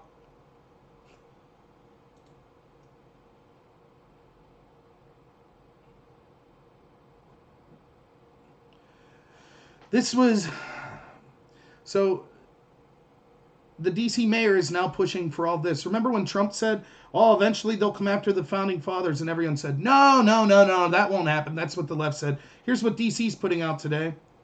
Recommendation: using the mayor's position on the National Capital Memorial Advisory Commission, recommend the federal government to remove, relocate, or contextualize the following assets: Christopher Columbus, Benjamin Franklin statue, Andrew Jackson statue, the Jefferson Memorial, the George Mason Memorial, the Francis Griffin Newlands Memorial, Albert Pike statue, and the Washington Monument.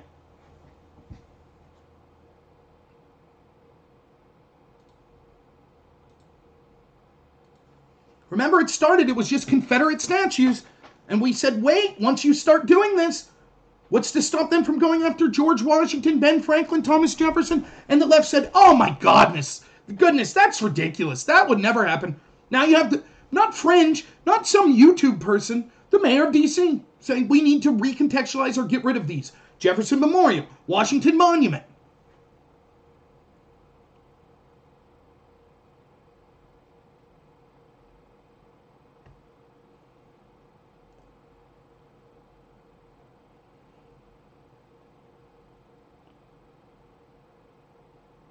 Chaz is the Woodstock of this generation. Yeah, I remember in Woodstock where a warlord and his security force executed an African-American teenager. I remember when that happened at Woodstock. When there were rapes that went underreported, the extortion of businesses. I remember when that happened at Woodstock. And that's fine. J.Mash, you don't get it. I'm happy that you're here. People like you make me happy. Because sometimes when I talk about this, I think people think that people like you don't exist. Oh, Rob's just being crazy. I'm not. There are millions of people like you that could hear that audio of a 14-year-old black kid being executed in Chaz and say, Chaz is Woodstock, man. Hey, man, peace and love. Sometimes you have to kill some minority teenagers. Peace and love, man.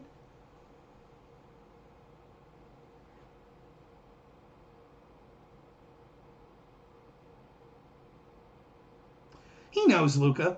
It was 80% of blacks want police presence to stay the same of what it is or to increase. He doesn't care. He's probably a white liberal elite person. It doesn't matter. That's how arrogant they are. They think black people are inferior and can't think for themselves. That's what he thinks. So his opinion's what matters. He doesn't care that the Chaz Zone killed and critically wounded under our black children. Doesn't care in the least bit. He could care less. As long as it helps him and his side get political power, that's all he cares about. You're white, but you're fighting for any marginalized group. But screw what black people say when 80% of them say they want police to stay as involved in their communities or more. You don't care when you know that underage black kids were shot and killed in the Chaz Zone. You say it was like Woodstock. It was all peace and love. But you're out for marginalized communities. No, what you're out's to virtue signal for yourself.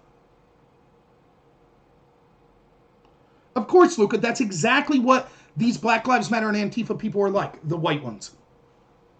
They won't step aside and leave black voices be heard. Of course not. They have to speak for black people. That's what they think. Just like you saw the footage today of at Kenosha, where there's a black Trump supporter lady getting screamed at by a white Black Lives Matter person because they know better than the black people. That's what they think. This has been the Democrat mantra for a long, long time. Black people are inferior and they can't think for themselves, so we have to do the thinking for them. That's what people like J.Mash mean. And then they think you're racist if you don't say, yeah, it's cool for you guys to go in and burn inner city black neighborhoods. If you're against that, then you're the racist. Because he's burning down, him and his friends are burning down black neighborhoods to help marginalize people. That's what they're doing. They had to shoot those underagers in Chaz, those black underagers. They had to shoot them to help marginalize communities. That's what it's about.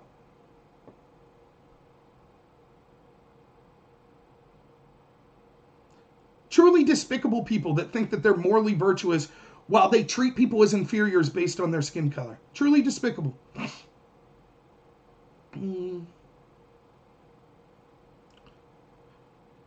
April Ryan floated the idea of the International Criminal Court prosecuted Donald Trump for instigating a race war. You see, if you don't agree with whites naming themselves Black Lives Matter and going into black communities and burning them down, then you're inciting a race war. Here we see some Black Lives Matter people helping marginalized communities. How? They're attacking journalists and accosting them that are just trying to film the protest. Now, if it's a peaceful protest, every other protest movement in history wanted as much press coverage as possible. But for some reason, Black Lives Matter, supported by the institutions, supported by corporations that actually exploit black people and people of all colors, that's who's supporting Black Lives Matter. It's the first revolution supported from the top and that they don't want people to see. It has to be done in secret. Now, if they're really the great people that we're being told, why the hell don't they want the press there? Get out of my personal space. What are you going to do? What are you going to do? Oh, what's that? This is a public street, right? I know, but most of us don't appreciate being recorded right now, and it's like, for you to be a good human, you would respect our privacy and not record us. Why would you guys not put you in danger for what? You guys are just marching, right? Yes, we are just marching, but... What is the issue with recording, though? Because they'll be able to identify us one by one. For marching? Yeah. And find things. So what do you think's gonna happen from marching? Like, I'm not when are you gonna get in trouble? any of your questions because I don't have to, but I'm asking you to please put your camera down, sir. Well, I don't have to do that either, right? But I'm asking you. Can Okay. you please put your camera I heard that you asked me to do it. It's a public roadway, and I'm curious why it's such an a sensitive thing. It's a public property right here.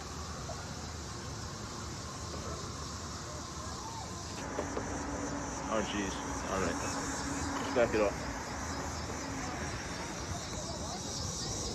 How's it going?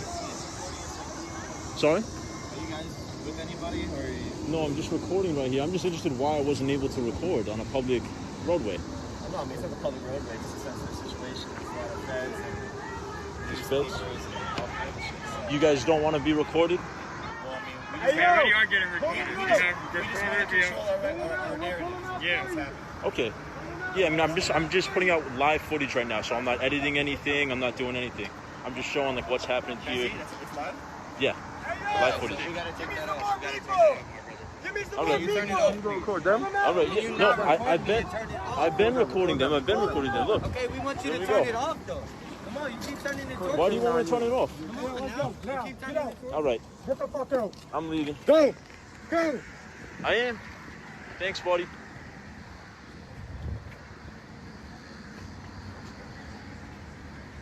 Good.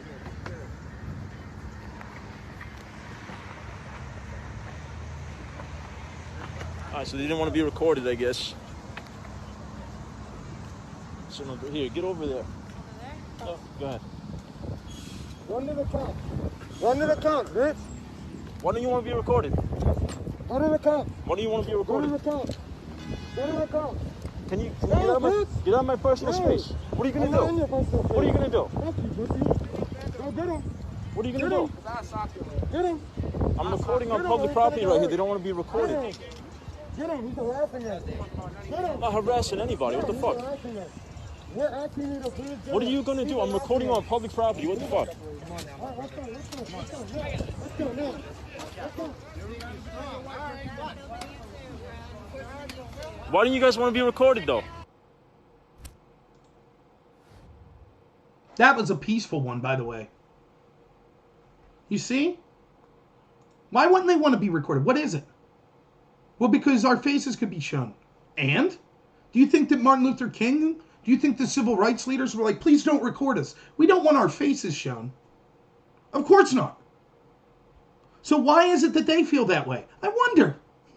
Mostly peaceful. And I've seen it over and over, and I've showed you the videos over and over where we'll be told mostly peaceful, they're mostly peaceful. And then we'll watch some mostly peaceful protesters mostly hit people with bricks and mug them and beat them, while other ones say, turn your camera off, take that camera off. And the rest sit around and cheer. But they're mostly peaceful.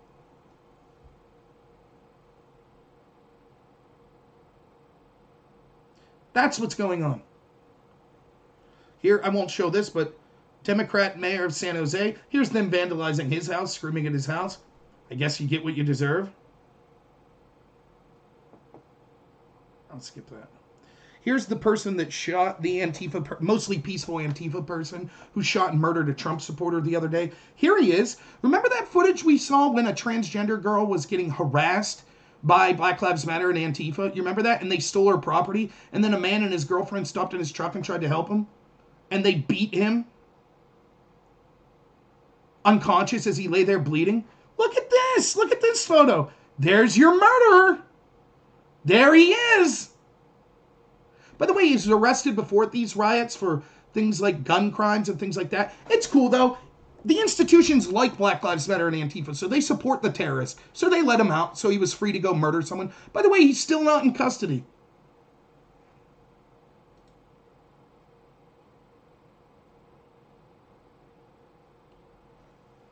Kyle Rittenhouse's lawyer was raising money for his defense on Twitter, and Twitter suspended them. Yep, that's right. Twitter won't allow, they're going right along with the left. They don't want the cops to defend you, and if you defend yourself, they call you a mass murderer. You're not even allowed to talk about how he defended himself, or else that'll get you banned.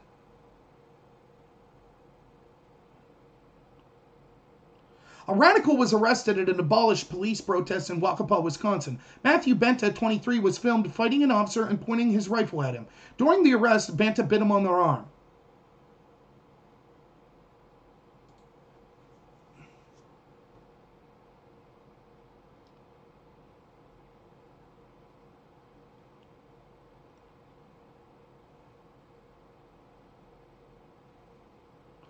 There was one line I was looking for.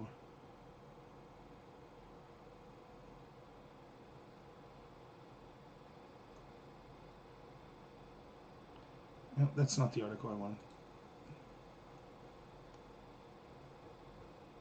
Now here's the last story I wanted to talk about.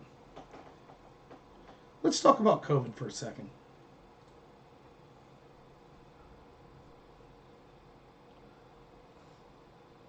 I've given my piece yesterday and today a lot of COVID, and if you've heard me, you know what I've said before. I don't know how many people it was going to kill. I didn't know what necessary measures would be taken. I'm just saying my solution would have been to protect the most vulnerable populations first, and then see what was need to be done with the rest of the population. But to only shut the economy down and restrict people's rights in this such a massive way, if it was proved that it was necessary and that it would help.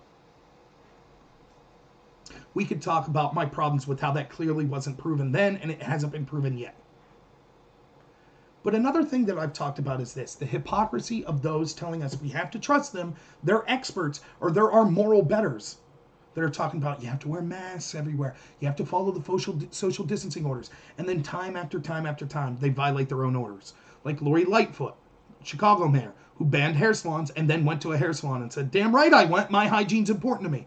Or my governor in Pennsylvania, Tom Wolf, who shut down all these businesses and issued social distancing orders and then fully admitted, yes, he violated his own order to march with Black Lives Matter. Now we see the head Democrat, Nancy Pelosi, doing the same thing. If your leaders, think about it this way. Let me try to be as nonpartisan as possible for a moment. Let's say that you are a leader of any sort, and you have to make the people you lead, you have to ask them to make some sort of sacrifice. Shutting down the economy, restricting people's rights, etc. These are big sacrifices. A good leader should be asked to engage at least in as many sacrifices, if not more. That's what a good leader does. One, because it's morally right, but second, because it's strategic. Because followers won't follow an order to sacrifice if the people ordering them aren't sacrificing. And so I said, even if they're right, hey, thanks so much, Free Thought, I really appreciate it, thanks for the donation. Even if they're right, let's say that the masks are important and the social distancing is important. There are not enough police to enforce this upon everyone. There's just not. And so you need people to buy into it.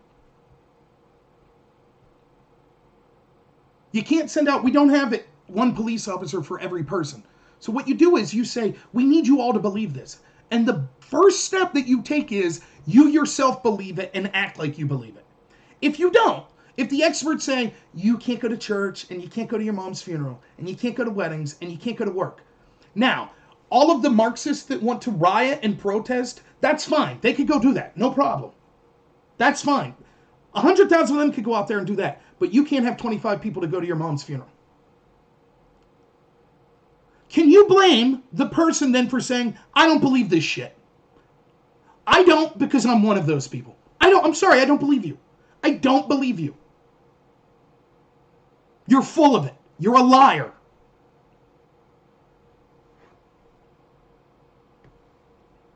Nancy Pelosi's been moralizing about how moral and great she is and about how important it is to social distance and wear a mask because of COVID.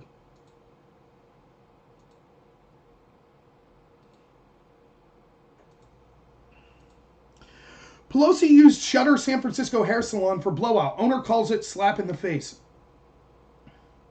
House Speaker Pelosi visited a San Francisco hair salon on Monday afternoon for a wash and a blowout, despite local ordinances keeping salons closed amid the pandemic, Fox News has learned. Here she is. Notice she's not wearing a mask. See that?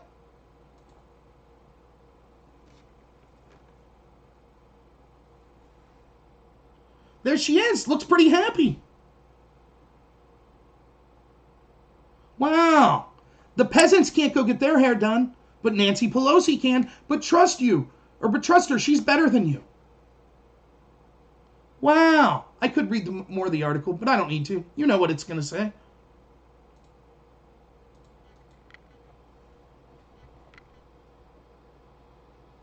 Why would you trust these people?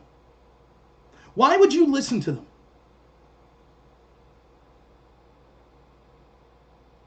Now, what do you think Nancy Pelosi's excuse is going to be?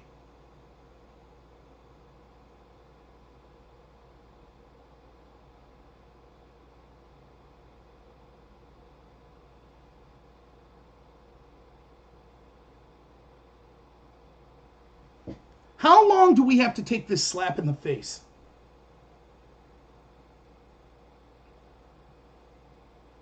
Let's see what Nancy Pelosi's response is.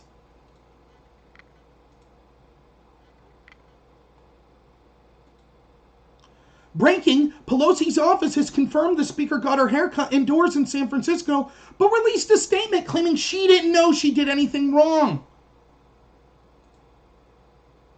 So you mean the head of the party that's been telling us how immoral we are if we don't wear masks and if we don't shut down non-essential businesses didn't know it was wrong to go to a non-essential business and not wear a mask?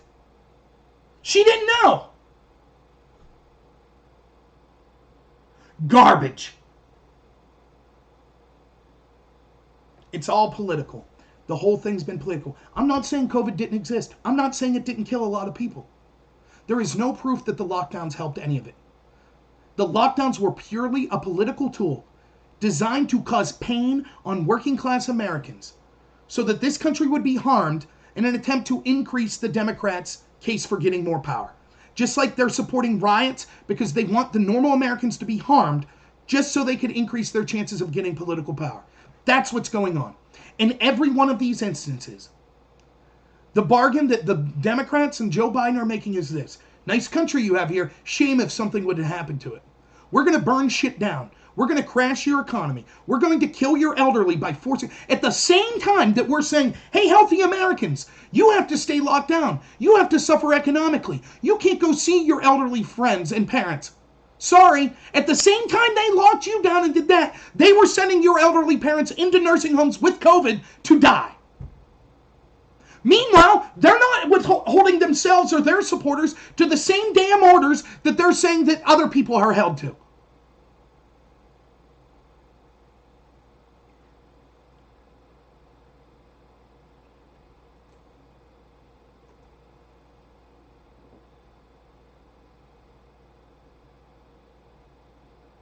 I don't know who you're talking to, Violet, Olivia, me?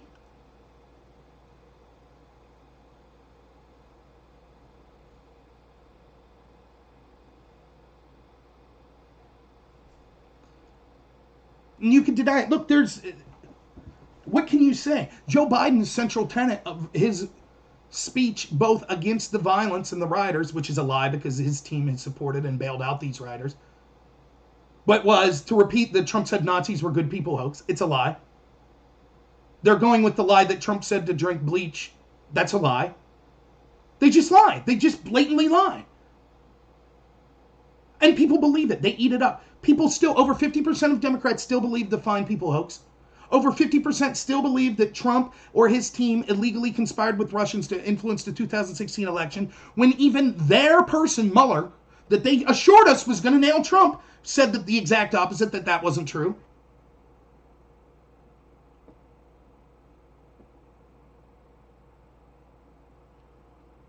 Violet Olivia says Trump did say Nazis were good people. No, he didn't. It's a lie. It's an absolute lie. The transcripts are out there. I've gone through it several times. It's a lie. You're just lying. You're ignorant or you're lying. It's one of the two. He failed to condemn the KKK during the 2016 election. So? Richard Spencer just endorsed Joe Biden. Did Joe Biden condemn Richard Spencer by name? No. Oh. Did Joe Biden call out when one of his supporters, an Antifa person, went and executed a Trump supporter the other day? Did Joe Biden call out Antifa by name? No. He blamed Trump. All right, Violet Olivia, I tell you what, I'll make you a deal. I'm going to go through the transcripts right now. We'll go through all 3 transcripts of Trump's 3 speeches. You stop me when it says, when Trump said Nazis are good people, okay? You stop me when it says it.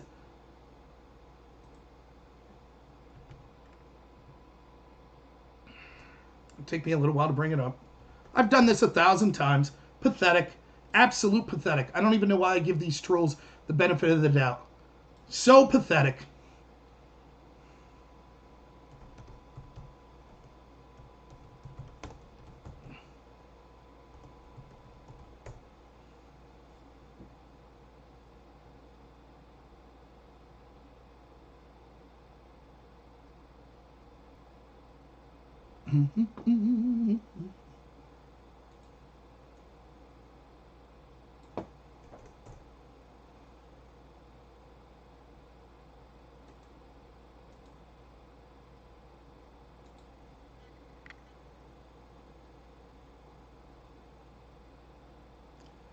It'll take me a little while to find it here. Talk amongst yourselves.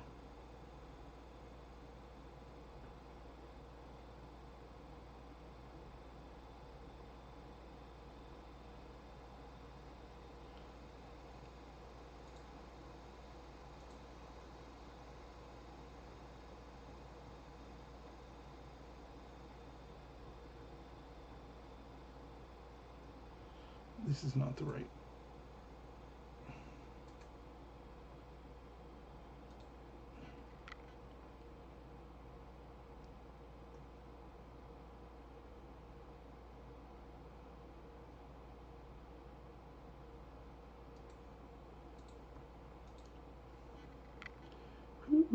Sorry, I have all this stuff saved.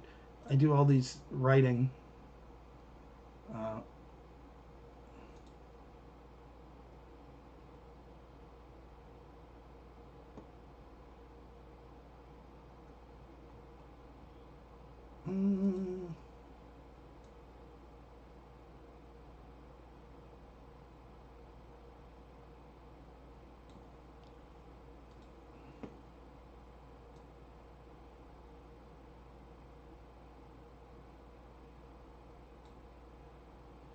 Give me 1 second.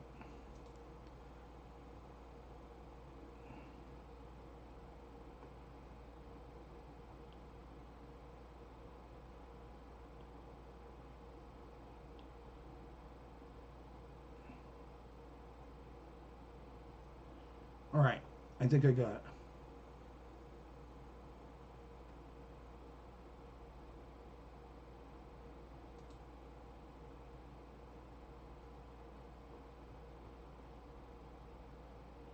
Here we go. You still there, Olivia? No, because like always, you'll leave. Just like every time someone says, I don't see any proof of that. And then when I show it, they're like, oh. So here's the link. Let's read. This is Trump's first speech, his first remarks, the segments that are referenced. Let's see what he says. But we're closely following the terrible events unfolding in Charlottesville, Virginia. We condemn in the strongest possible terms this egregious display of hatred, bigotry, and violence on many sides. It's been going on for a long time in our country. Not Donald Trump, not Barack Obama. It's been going on for a long time. It has no place in America. What is vital now is a swift restoration of law and order and protection of innocent lives. No citizen should ever fear for their safety and security in our society, and no child should ever be afraid to go outside or play, or be with parents or have a good time. I just got off the phone with the governor of Virginia, Terry McAuliffe, and we agreed that the hate and division must stop, and must stop right now. We have to come together as Americans with love for our nation and true affection, really, I say this so strongly, true affection for each other. Above all else, we must remember this. No matter our color, creed, religion, or political party, we are Americans first. We love our country. We love our God. We love our flag. We're proud of our country. We're proud of who we are. So we want to get the situation straightened out in Charlottesville, and we want to study it. And we want to see what we're doing it wrong as a country, where things like this can happen. My administration is restoring the sacred bonds of loyalty between this nation and its citizens. But our citizens must also restore bonds of trust and loyalty between one another. We must love each other, respect each other, cherish our history and our future together. So important. We have to respect each other. Ideally, we have to love each other. And again, going back to Charlottesville, we have to heal the wounds of our country. These are wounds that have been going on for a really long time. And I thought everybody wants it to heal. And it will heal. And we're going to make an effort possible to make sure the healing procedure goes as quickly as possible. Okay, that's Trump's first speech. Anyone see where he called Nazis good people there? Olivia, can you show me in this speech where he called Nazis good people? He says he condemns hatred, bigotry, violence on all sides. I don't see him calling Nazis good people there. Now, he gave that speech and people foamed at the mouth. He didn't say the KKK by name. He didn't call out the KKK by name. Oh my God, the KKK by name. He didn't call them out by name. Now, we just had an Antifa person murder a Trump supporter just the other day. Joe Biden gave a speech. Did Joe Biden call out Antifa by name? No, he said, I condemn violence on many sides, on both sides. Isn't that what Joe Biden said? Where's the media? Why aren't they going nuts? He didn't call out Antifa by name. You with me, Olivia? Oh, of course you left. I get it. I get that you left. I get, right? Because you're a liar. You're not ignorant. I'm going to go out and say this. It's not that you're ignorant. You're a liar. That's why you left and you're not responding now. Of course she left the chat. Of course. This is what they all do. You're lying. Who knows? Maybe she is so brainwashed that literally hearing the actual words, it's like, CNN didn't tell me that. Whoa! And she just had to leave. Maybe that's what happened. That's Trump's first speech. Okay, then 2 days later he had to give another speech because the media kept saying, he didn't condemn the KKK. He didn't condemn them. Second speech. The little section here I screwed up. Here he goes. Quote, but based on the events that took place over the weekend in Charlottesville, Virginia, I would like to provide the nation with an update on the ongoing federal response to the horrific attack and violence that was witnessed by everyone. I just met with FBI Director Wray and Attorney General Sessions. The Department of Justice has opened up a civil rights investigation into the deadly car attack that killed one innocent American and wounded 20 others.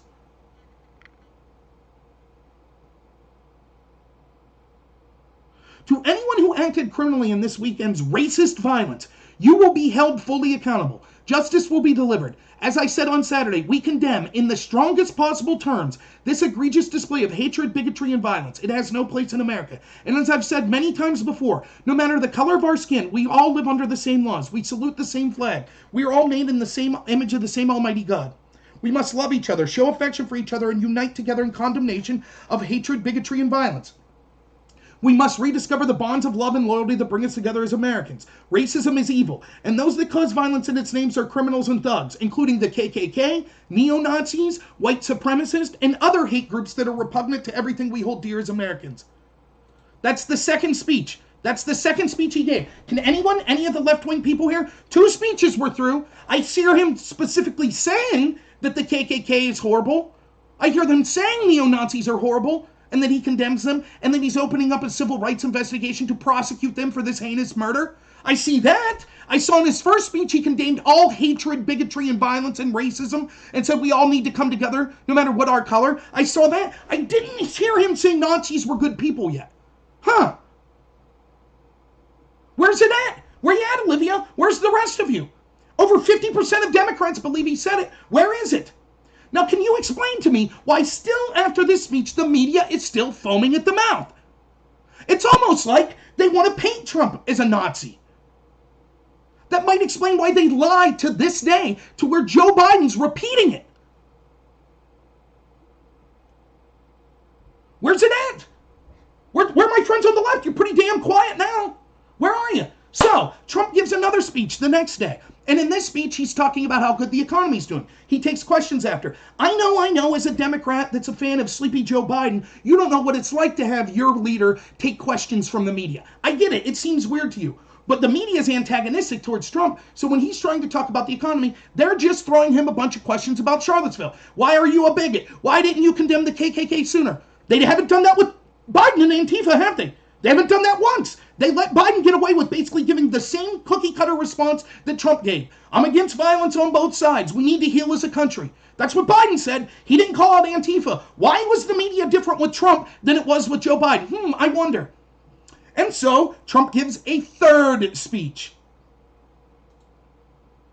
So 2 speeches, directly called out the KKK and Nazis, called out racism and bigotry in both speeches, said it was a horrible, heinous, murderous action, and that we have to condemn all of that and come together and heal as a country, no matter what our skin color is. 2 speeches, no talk of Nazis being good people yet. Let's go to speech 3, because the media kept claiming, oh, he didn't do enough, he didn't do enough. Speech 3.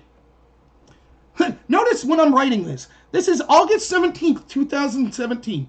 Oh, more than 2 full years later.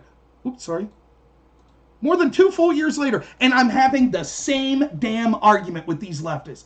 The same argument. That's how powerful the institutions are in brainwashing huge segments of our population. I debunked this in August 17, 2017, before anyone else in the country was talking about it like me. I debunked it then. Here I am debunking it again now, 2 years later. 3 years later, my bad. Here we go. I said, wow, this is frustrating. Here's the part of the third presser. I will link to the whole thing. You show me where you think he's saying that white supremacists were good. Here's Trump. Excuse me. They didn't put themselves, and you had some very bad people in that group, but you also had people that were very fine people on both sides. You had people in that group, inaudible from the questioners. Trump says, excuse me. I saw the same pictures as you did. You had people in that group that were there to protest the taking down of them, a very important statue and renaming of a park from Robert E. Lee to another name. Question says, George Washington and Robert E. Lee are not the same. You see how right there they're implying, oh, they would never go for someone like George Washington, except they are. Anyways, Trump responds, well, no, George Washington was a slave owner. Was George Washington a slave owner? So George Washington now loses his status? Are we going to take down statues of George Washington and Thomas Jefferson? What do you think of Thomas Jefferson? You like him? Questioner says, I love Thomas Jefferson. Trump says, okay, good. Are we going to take down that statue because he was a major slave owner? Now, are we going to take down his statue? So you know what? It's fine. You're changing history. You're changing culture. And you had people, quote, and I'm not talking about neo-Nazis and white nationalists because they should be condemned totally. But you had many people in that group other than neo-Nazis and white nationalists, okay? And the press has treated them absolutely unfairly. Now, in the other group also, you had some fine people. But you also had troublemakers. Antifa, Black Lives Matter. We saw what happened when we didn't condemn them, right? And you see them come with black outfits and with helmets and with baseball bats. You had a lot of bad people in the other group. Can someone show me where he called neo-Nazis, KKK, or white supremacists good people? Can anyone?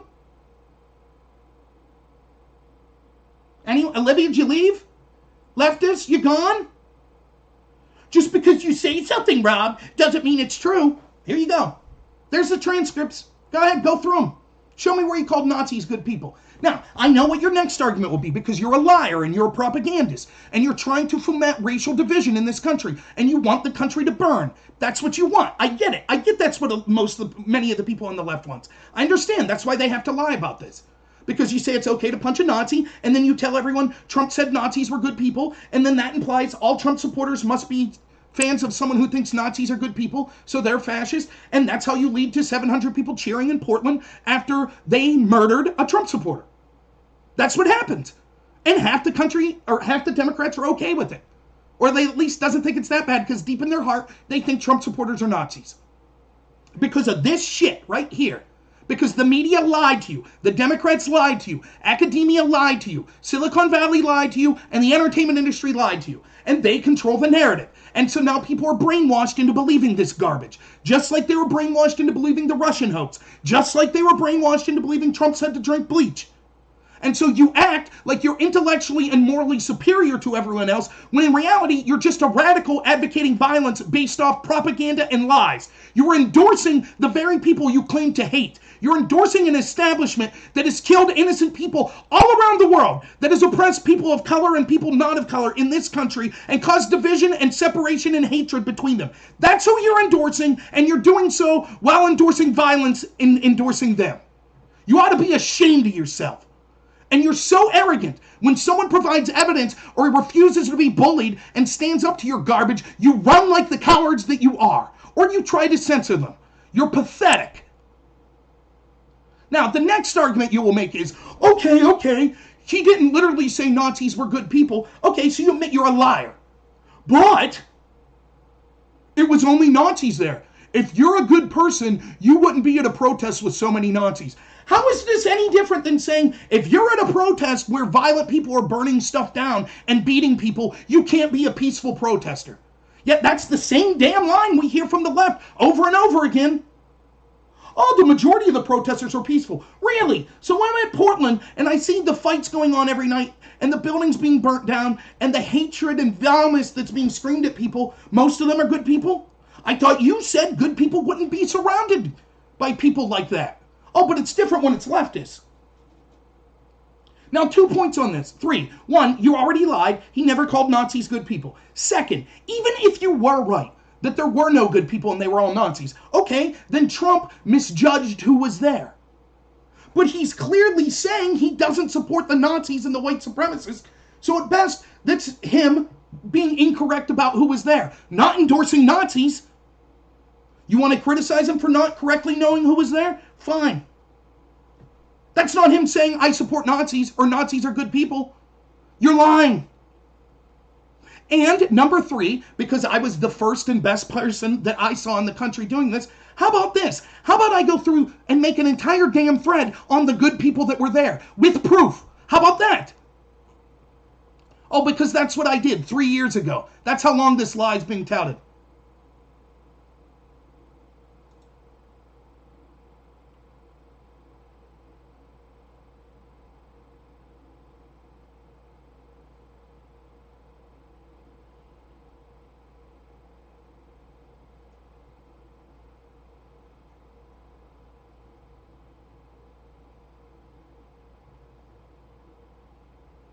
One second, I have it here somewhere.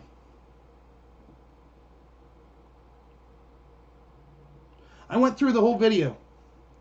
So you could be saying, in a minute 40, you can see them walking away and doing nothing as a man with a bat or a weapon swings and starts down at them.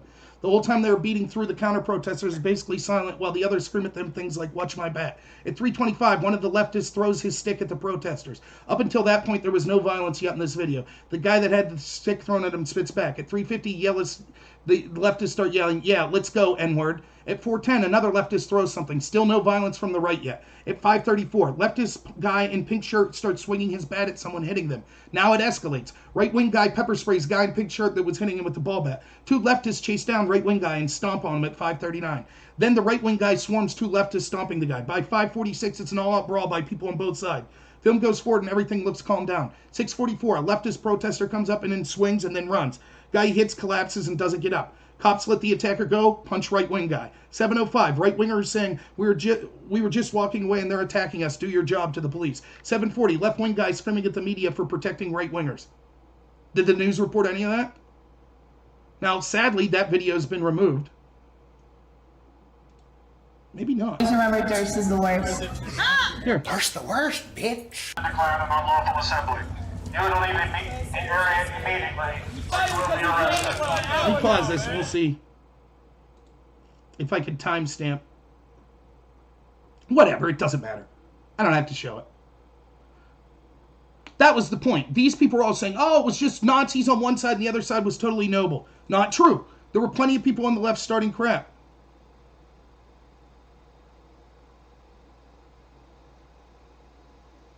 They're all white supremacists. So I said, can you prove that everyone in those pictures are white supremacists? Can you prove that? The ACLU was there defending the right for the statues to be left up and the people supporting them. Are they white supremacists? The ACLU? They admitted to being there. Here's the New York Times reporting on people who showed up that weren't white supremacists. Good people could go to Charlottesville, said Michelle Piercy, a night shift worker in Wichita, Kansas retirement home who drove all night with a conservative group that opposed the planned removal of the statue of Robert E. Lee. After listening to Mr. Trump on Tuesday, she said it was as if he had channeled her and her friends, all gun-loving defenders of free speech, she said, who had no interest in standing with Nazis or white supremacists. It's almost like he talked to one of our people. Conservatives like Miss Piercy, who had grown only more emboldened after Charlottesville, believe that the political and media elite hold them and Mr. Trump to a harsh double standard that demands that they answer for the sins of radical racist fringe. They largely accept Mr. Trump's contention that the same forces are using Charlottesville as an excuse to undermine his presidency. Was she a white supremacist? Do we have proof?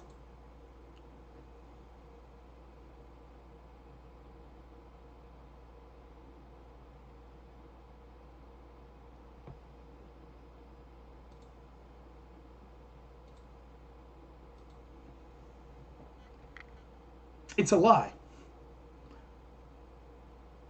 It's a damn lie. And as Scott Adams says, it's one of the most serious lies in the history of this country. You've literally told half the country that your president is a Nazi supporter. And then you wonder why the violence starts. April Ryan is on television today saying the International Criminal Court should get involved because Trump's insult is starting race riots. When her and her media outlet and her party lied to the American people for 3 years and said that Trump said Nazis were good people. I just went through the speech. I just proved to you that there were people there saying we totally condemn the Nazis and the KKK. We were just there to support the right of the statue to be left up. I showed you the double standard. How the media allowed Biden to say bad people on both sides. He didn't call out the murderers by name, their group by name, did he? He didn't say Antifa. But the media was fine with it. They didn't even ask questions.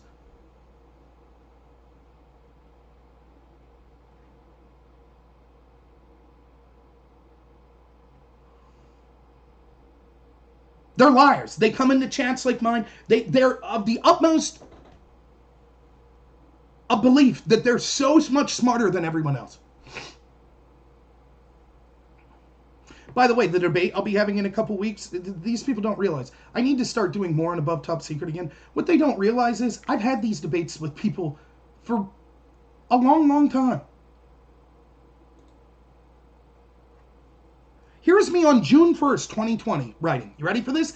Let me bring it up so you can see. Debunking the lie that these riots are Trump supporters and not radical leftists like Antifa.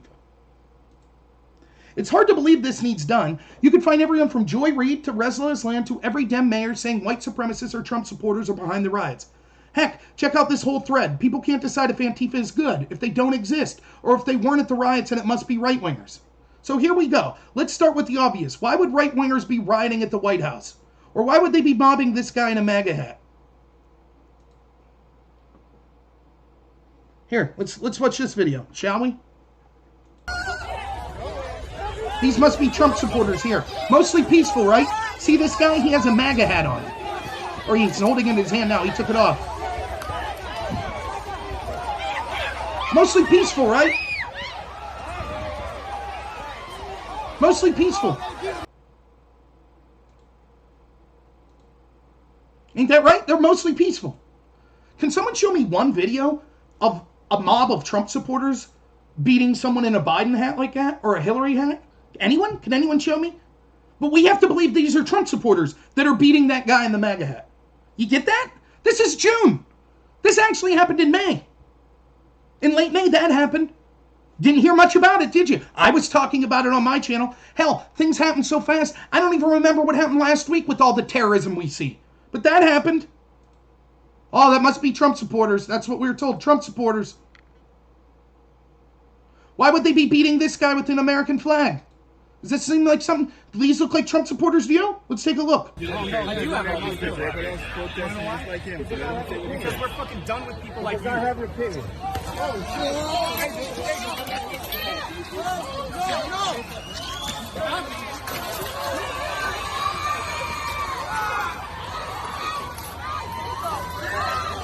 Mostly peaceful.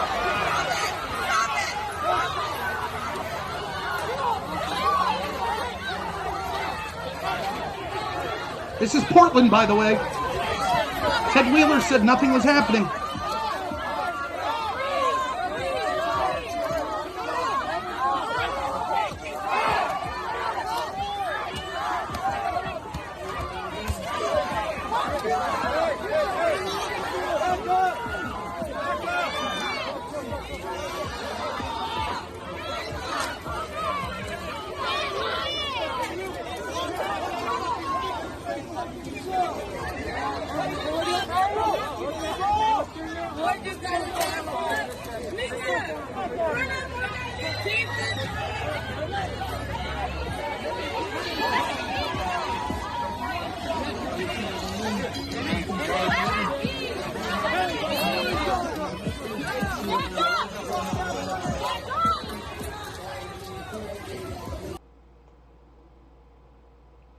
Look like Trump supporters wearing that F Trump shirt, right? That's who it was. It must have been Trump supporters, right? Trump supporters. That's who did that, right? What violence? Now, if you saw one Democrat getting beat by a mob of Trump supporters like that, it'd be the biggest story in the country. But that was happening for months. No one gave a shit. No one cared. Trump supporters. Joy Reid's out there today saying it's Trump supporters. That's who's doing it. How about the guy that was defending the guy with the flag? What happened to him? Let's check out these. Remember that guy you saw him? He was just in the last footage. Yeah, see? Stop! Trump supporters. Mostly peaceful, right? He's done. He's done. Leave him alone. Huh? Knock his motherfucking ass out. See them laughing at him?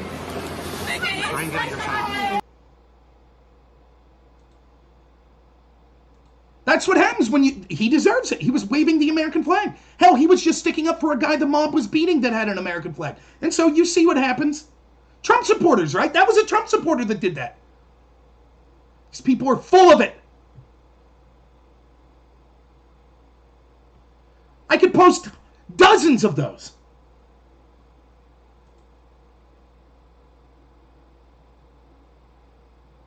Here's me saying, how long ago?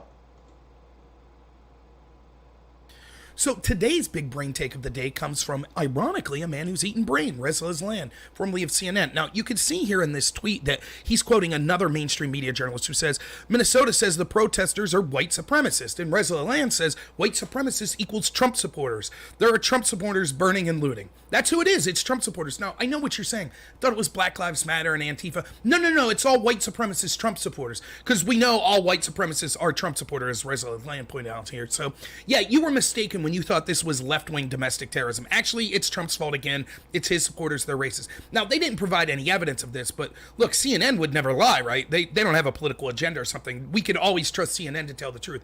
But it does raise some difficult questions. Didn't we just see Don Lemon and other people from CNN, MSNBC, etc. saying, hey, actually, these riots weren't that bad, or they were for justifiable reasons?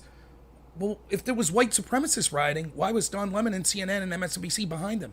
Or how about this? You know, Steve Carell, the celebrity, he started a GoFundMe to bail out people that were arrested during these riots.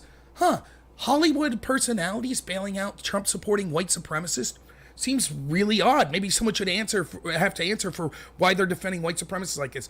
I know. How about this? Remember when everyone in the left told you that Trump's tweet meant that he wanted to shoot the looters, and how disgusting it was that they would shoot these Pride Noble people that were just defending the death of George Floyd? Why all of a sudden are they upset that Trump's suggesting violence against white supremacists? I thought that's something that the left was for. So it's weird today. We have to trust them. All these looters and rioters are Trump-supporting white supremacists. Very strange to see how just a couple of days ago, all these people on the left were defending these white supremacists. So I think some people have some answering to do. So thanks again, Reza. Of course, you know, I was putting videos like that out on June 1st. I get like 80 people to watch them. So there were no riots, and then the riots were all white supremacists. Then there were no riots. Then they're white supremacists. When there were no riots, you had a bunch of people on the left, including Kamala Harris and a bunch of Hollywood people, putting GoFundMes to bail out the looters and rioters. And they were saying, Trump's terrible. He's racist because he suggested shooting rioters. But if they're all white supremacists, why would they be upset that Trump suggested that? It's almost like they're full of shit. Isn't it like that? Everyone knows that these rioters are almost exclusively left-wing, and so the media and many left-wingers need to lie and say it's actually right-wing people pretending to be left-wing people doing the rioting. They say it wasn't Antifa doing this, so I decided to look for some evidence, and after a short search, here's what I found. Here's a black-clad illegal standing in front of an anarchist loco discussing how they are happy to have burned down the police station and are coming for ICE facilities.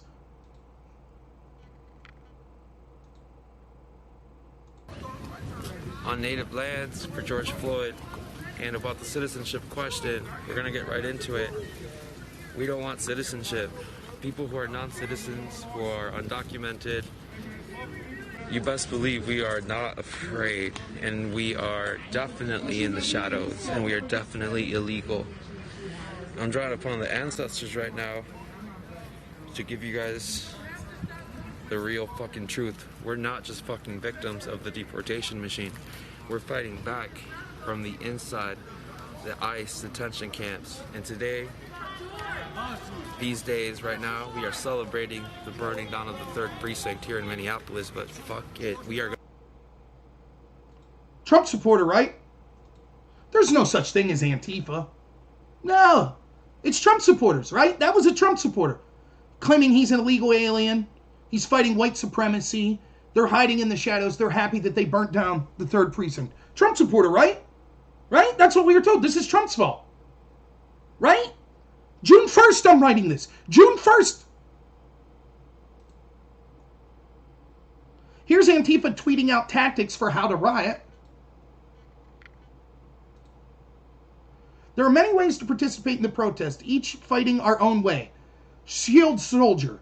Frontliners who use wood boards, swim boards, or signs to form a first line of defense. Peaceful protesters. Protesters who don't want to fight, but join in hand-to-hand with frontliners, sometimes using their phones to film police aggression. Rain soldiers. Protesters who throw water bottles, umbrellas, and trash to stop the police. Fire squad. Protesters who use water and traffic cones to suppress tear gas. Medics. You get it. Barricader. Those that build barricade. Online communications. Frontliner, protesters who use umbrellas to guard against projectiles and cameras, while keeping hands free to help when it is needed. Fire mage, protesters who come prepared to set fire, barricades, and throw flammable projectiles. Light mage, protesters who use laser pointers to obstruct surveillance cameras, drones, and police vehicles. Cop watch, designers.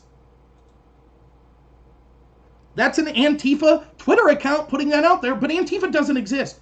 They're not a group. They're not a group with tactics and stuff. Only they are, and they're blatantly telling you. Here's another. Notice the logo? Oh, that's the anti-fascistas flag that they're waving there. This is a good graphic to demonstrate what a diversity of tactics looks like. There's room for everyone. We don't need each other. We don't need to police each other. But there's no Antifa. There's no such thing as Antifa.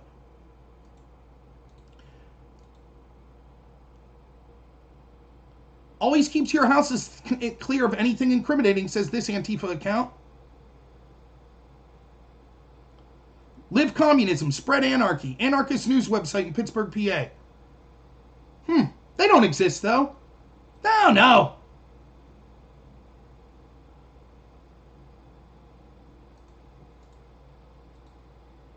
Here's from Pittsburgh, WPXI, where I live, talking about an anarchist engaged in rioting. That was the same link. See? They don't exist. Must be a Trump supporter, right? They're all white supremacists, right? Here's an Antifa group praising burning down the police station. London Anti-Fascist Assembly. They don't exist. They don't exist, right? There's no Antifa. Am I right? That's a white supremacist. Here's more Antifa groups praising it. The Bristol Anarchist Federation. Responsible protesters in Minneapolis have helped ensure the 3rd Precinct Police Station is coronavirus-free by setting fire to it and letting the sprinkler system wash the building. Must be white supremacist, right? Here's Antifa coordinating the riots in Portland, Rose City Antifa. It seems the cops are probably engaging in some degree of signal jamming in the area of the protest downtown right now. Stick around online if you aren't able to be there in person. You could still be a witness. If things do eventually pop off, those on the ground will need our support when they are able to communicate more. In the meantime, we could hold things down and caffeinate to show up when needed. Yep, they're coordinating right on Twitter. They don't exist. Rose City Antifa doesn't exist. That's white supremacist. Here's them literally coordinating people on the ground in the Portland riots. From Rose City Antifa again. To folks downtown, please keep an eye out. 2 likely right-wing counter-protesters spotted around Harvey Milk and 3rd approximately 10 minutes ago. One with a flag skull mask, other with a black shirt, shorts, backwards caps, likely driving a white pickup. They were on foot when last spotted. Given many companies' penchants for hiring right-wing chuds as security guards, it's impossible to know what their exact purpose is downtown. We figure it's never a bad time to give you an example of how you construct a formidable, actionable PSA tweet. I wonder if there were any tweets like that set out by Rose City Antifa before one of their own murdered a Trump supporter the other day. I wonder. Here's New York City Antifa praising burning down statues. Tear them all down, says New York Antifa. Must be white supremacist. It's odd that these Antifa groups are cheering on white supremacist Trump supporters, isn't it? Here's the actual document from Antifa admitting that they support the riots and saying white supremacists are not leading it. Look out for fascist entryism at BLM protests. A massive wave of protests sparked by the police murder of George Floyd has led to attacks on police stations and property all over the country. That's weird. Antifa's not saying what riots. They're saying there are attacks all over the country. Strange. We strongly support the autonomous black-led rebellion against the racist police state. The situation has led to different groups with different agendas trying to insert themselves, including some fascists and white supremacists. But don't spread misinformation. Are these protests caused or led by white supremacists? No! Many white supremacists are cheering on from the sidelines, hoping for a race war, but we constantly monitor their social media and do not have evidence they are participating on the ground in an organized fashion at this point. Are white supremacists participating in these protests? Yes, a small number have been documented. How do I spot them? Don't assume everyone who looks out of place or is armed is a provocateur or undercover cop. Always look for evidence such as obvious white supremacist apparel, skull mask, a common accessory, boogaloo boys, etc. What should I do? Ask them why they're there. If the responses are contemptuous or racist, challenge them. If not, if it's not safe to directly confront them, document their faces, blah, blah, blah, blah. Antifa themselves are saying, no, it's us. It's not white supremacists. We have riots all over the country. That's Antifa themselves saying that. And before you say, well, maybe a white supremacist put out that and that wasn't actually Antifa. That's Atlanta anti-fascists that are putting that out? Why would Atlanta's Antifa site be putting out Nazi propaganda? Here's a statement from a self-proclaimed anarchy and communist group out of LA talking about how they're doing the riots and how good they are. Local news is helping create a wedge between looters and the good, peaceful protesters, and this narrative is unfortunately spreading. See that? They're creating a wedge between the peaceful protesters and the violence and looters. And that's unfortunate. That's what the people rioting say. But Los Angeles local news has always been reactionary and pro-law and order. Los Angeles is a city which has multiple realities, cut sharply across race and class. There is the spectacle presented to the world of laid-back white affluence, and then there is the radicalized proletariat which creates the city every day and which is now working to undo it. To undo the city, see? In Minneapolis, after unprecedented and inspiring event of the burning of a police precinct, we saw that a depot of accumulated looted goods was being gathered and freely distributed to people out in the streets.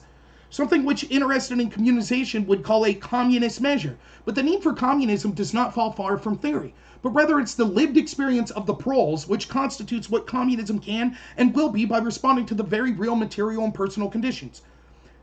And I know fighting does not include street clashes, and I know that fighting does not just include street clashes with the police, but it includes providing free or liberated food. Long live the revolt against this anti-black, anti-native capitalist world.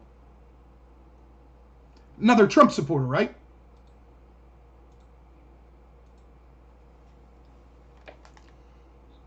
Now you bring on, someone wants to debate me, Demon Mama, who I debated the other day as part of the panel that just wanted to yell and interrupt me. She wants to debate me on whether or not Antifa is a fascist organization. Okay. And I'm sure she'll say, oh, they're not organized. Oh, that doesn't prove terrorism. Okay. I'm willing to have that debate.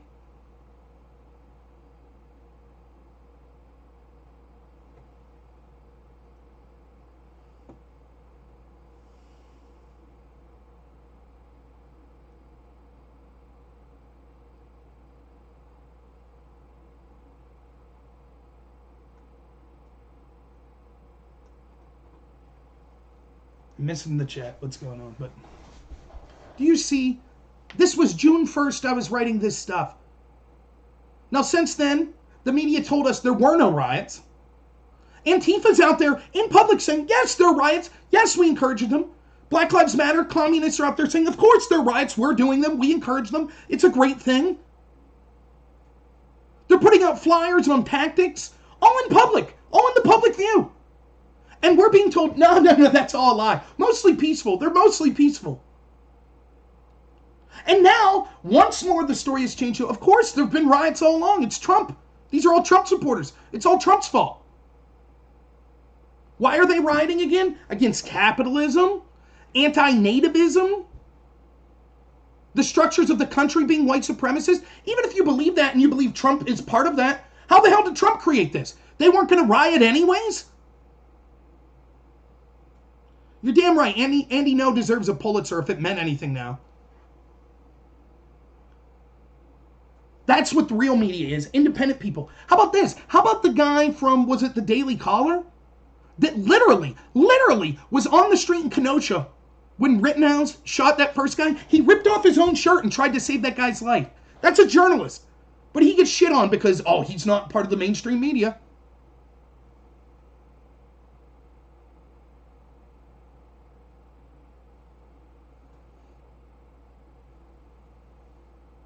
Yeah, I do have Scarface. Like, I'm not using his substances though.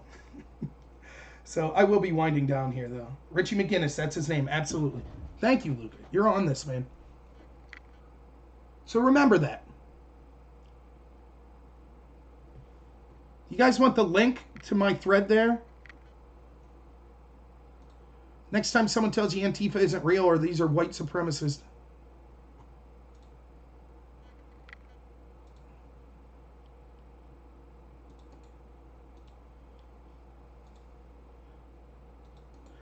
Not tonight, Freedom. Now, normally you can come on voice, but I'm just ending. I'm just going to end here now. I can't be doing the 6 hour stuff every night. So I'll put in the chat the link to that. My name's Grambler on Above Top Secret. I've been posted there for a couple months. But if you just search me on there, you can find all sorts of good stuff that I've written.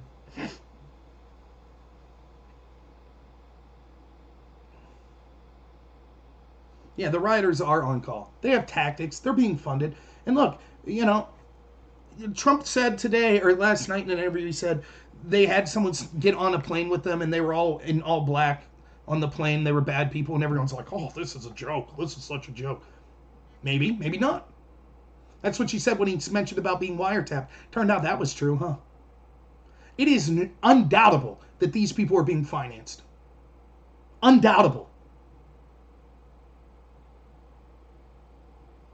Oh, and Freedom Out, thank you so much for the kind words. You say don't get too hopeless. It doesn't. If you knew me in real life, you can ask JoJo's my brother. You can ask him. I'm one of the happiest people you ever meet. I vent on here, and then it's like, a weight lifted off my shoulders.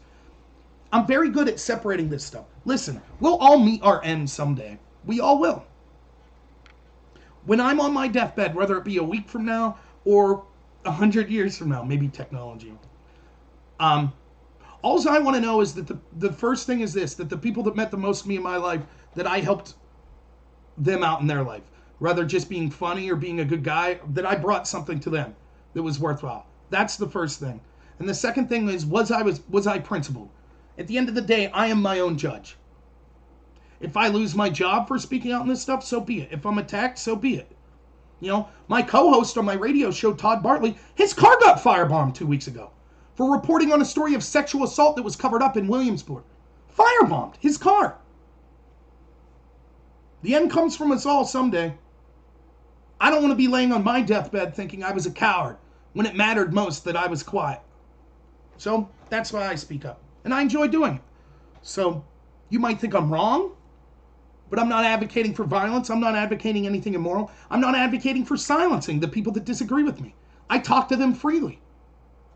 I try to do so in a polite way. So it's who I am. I enjoy doing it, and I hopefully that. JoJo's my brother. He's 2 years younger than me, and then we have a brother that's 23 now, and then so I'm 36. So my one brother is 23 or 13 years younger than me. And then we have a sister that's 16, 17, yeah, 16. So thank you guys so much. So if you haven't already, just to give my wrap-up speech here, look, the Dems are pushing for a civil war. Light, not like a full civil war like you would think, but they told you what would happen if a leader refused to accept the results of the election, and they're literally putting out their propaganda. Even if Trump wins in a landslide, he didn't win. They're literally saying that. Hillary Clinton literally said, under no circumstance should Joe Biden concede. And that's the same people that were telling you 4 years ago how terrible it would be if someone didn't concede if they lost. Now it's just the exact opposite. So they're gaslighting people into not thinking that Trump's legitimate, even if he wins. They're going to try to steal the election, period. That just, you don't have to take it from me. Listen to them. They're telling you, don't concede under any circumstances. Even if Trump wins in a landslide, just wait. It could take weeks. There'll be enough ballots, trust us, that he'll lose. Even while the CDC and Dr. Fauci and Dr. Birx are saying there's no problem with voting in person. None at all. If you're sick and you get an absentee ballot, no problem. But we can see the stories of fraud, the stories of ballots being lost over and over through the mail.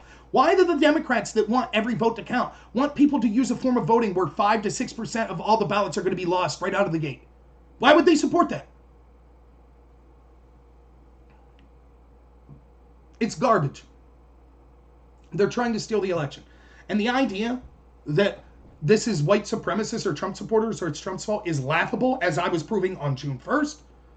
And all of this is possible because it started with this little innocent thing, white guilt. Blaming white people, but talking about how horrible the country is for his racist past. There's room to talk about that stuff. We should not gloss over the past. Absolutely. But once you let that take root in academia, once we let the Marxists take over for 30, 40 years, now you're starting to see how that little idea, hey, we should be honest about how horrible slavery was. Agreed. How that idea has gone to Trump supporter being murdered in the street. They were fascist. As long as we keep embracing this ideology, nothing will be solved. So, Base Liberty says, get a second monitor. For what? What is the most logical way the country could survive after the election and beyond? Hopefully, we find evidence of the fraud that's occurring. Hopefully, Durham, which he probably won't do, and I've been critical, starts to lock up the people that were engaged in the first coup. And then when we point out the second coup, it will be believed by more people. Oh, a second monitor for the chat. It's not just that. Trust me, that wouldn't help. When I get to ranting, I miss the chat, even if I had a giant monitor right beside me. So, and I'm actually at my work office, so I couldn't do something like that anyways. Now, eventually, I'll get a second monitor at my home office. So. All right, so just lastly, you can find me on YouTube with Normal America with Robert Noor, or with Rob Noor on YouTube. I'm on DLive at Normal America. I am on Twitch.tv at Normal America with Rob Noor, all one word. And I think I'm Noor Robert on Twitter. You can find me on there. Please like and subscribe if you can, or follow if you don't want to subscribe. Donations, thank you to everyone that's donated. I'll go to DLive here and give out the lemons. If I had to pick one platform for you to follow me on, I'd really like it to be DLive, because DLive is the only platform that I have not seen evidence that will try to shadow ban me, do terrible things to me. So unfortunately, I only have 3 people watching there right now. And I know YouTube's way easier to use. DLive's free. You don't have to pay for it. You can sub to me if you want, but you don't have to pay for it. And I think it's a pretty good platform. A little clunky at times, but pretty good. And you won't have to worry about being censored and stuff like that on there. So thank you to Killer Kyle, Joe, Phil C. that donated lemons, anyone else that donated lemons. Thank you to Iron Crane and anyone that donated on YouTube. Anyone that subbed on Twitch, I really appreciate it. The last thing I'll say is there was someone that got in touch with me on rob.noor@gmail. Did DLive ban InfoWars? That's terrible if that's true. I didn't know that. But you could look me up or you can send me an email at rob.noor@gmail.com if you have any links that you want to send me. I don't always get back to everyone. I apologize with that, but I am busy. There was one person that got in touch with me. I sell life insurance now. If that's something you would be interested in, I don't do advertisements or anything like that. So that's my own business. If you're interested in life insurance, let me know. It's important for everyone to have, and it only gets more expensive every year. So the sooner you get it, the better. But yeah, that's my spiel for today. Thanks so much. I really appreciate you all. I'm humbled that anyone would want to listen to me. I appreciate all your support, those that agree or disagree with me. You make the show better. You make me think. And it's good to know that there are people out there that are willing to listen to independent people discuss their thoughts. So I really appreciate all of you. I honestly do. I'll probably be doing a stream tomorrow night, and that might be, other than my radio show, which is every Saturday at 11 a.m. to 1 p.m., which you could, whatever channel you're watching on now, you could watch that on. I probably won't be doing much after tomorrow because I'll be on vacation. So thank you so much. You guys are the best. I will talk to you all soon. And as always, have a good one.